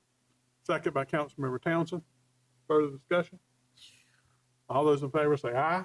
Aye. Those opposed? Motion carries. Thank you. 12C, consider memorandum of understanding between Stanley County Schools, Alma Parks and Recreation, and associated budget amendment ordinance 2340. Ms. Kaiser, you have comments. This is just a memorandum of understanding that kind of continues with our summer program that we had with the middle schoolers. So it's for grades 6 through 8 as an after-school program, and then one Saturday a month. So they'll use our facility, but we'll also staff and plan all the programs for this group. Ms. Costa, is the Saturday, is that a new element to this agreement, or is that? We had that in the summer as well, some family involvement component. And out of curiosity, I seen one of the attachments, I think Waddell Learning Lab agreement. The only thing I seen was a W-9 form. Is that what it's supposed to be there? No, there should be several there should be 3 or 4 pages. Let's see. Okay, my fault. It's 4 pages. Okay. Thank you. You're welcome. Further questions? Move approval of the MOA. Second. And the ordinance 2340? And ordinance 2340. Motion by Councilmember Hall to approve the MOA and ordinance 2340, second by Councilmember Townsend. Further discussion? All those in favor say aye. Aye. Those opposed? Motion carries. Thank you. Coming around table, Mr. Ferris, I don't have any. Mr. Townsend, No comments. Mr. Aldridge. No, sir. Ms. Hall. I just had a comment from a constituent today when I was walking about the amount of trash, torn up trash bags, trash at North Sixth and Park Ridge. And it's, I walked down to check it out right before I came here. Diapers and all kinds of stuff, so it's a lot of trash. Is that in the right of way or on the property there? Both. Okay. Both. I mean, but I will say that some of the right of way has been cut back, which I'm really happy about, right there at that corner and then on Park Ridge. I've noticed that, but there's just a lot. And somebody stopped me when I was walking, and so I walked down there. It's between Linwood and Park Ridge. Well, yeah, it's just Okay. on that little corner. Over yeah. there near the little red. No, There. no, it's across from the apartments. Oh, okay. I got you. I'll have staff go. Madison Place. It's not some, it doesn't sound like something that somebody's put out. Does it sound more like dumped illegally, litter? It's just, It's not in front of somebody's house like it. no, it might have been at one point, if that makes any sense, because it's a lot of strode stuff out there. I don't think so. I think it's just litter, but Okay. for diapers to be in there, it's just, Yeah. just really. Anything further, Ms. Hall? There was some communication about our homelessness situation, and when I sent out this email, not to keep us here all night, I was asking that somebody get it started right before COVID started. We hosted something here, and then COVID hit and everybody went away. I still think it's not us that needs to be doing it. It's not the city that needs to be doing it, but somebody needs to initiate that. What homes have folks? They were, and that has been my ask, is that staff contact them to be able to at least get something started. And I know that we've had some folks say, some other council members have joined in the discussion. I just think somebody needs to start it. I have tried, okay, and When you say you've tried, have you reached out to Homes of Hope? I have and left messages, and if I'd be glad to work with you. I just think we need to do that because and the reason that has become so big is that I've been getting calls from folks about we've got even more homeless folks here. So yeah, I think if we could do that, we really need to initiate something. I'll work with you on that. Thank you. And the ant, do we know? Is the ant fixed now, or do we know? I think I sent out a text that the roof is repaired.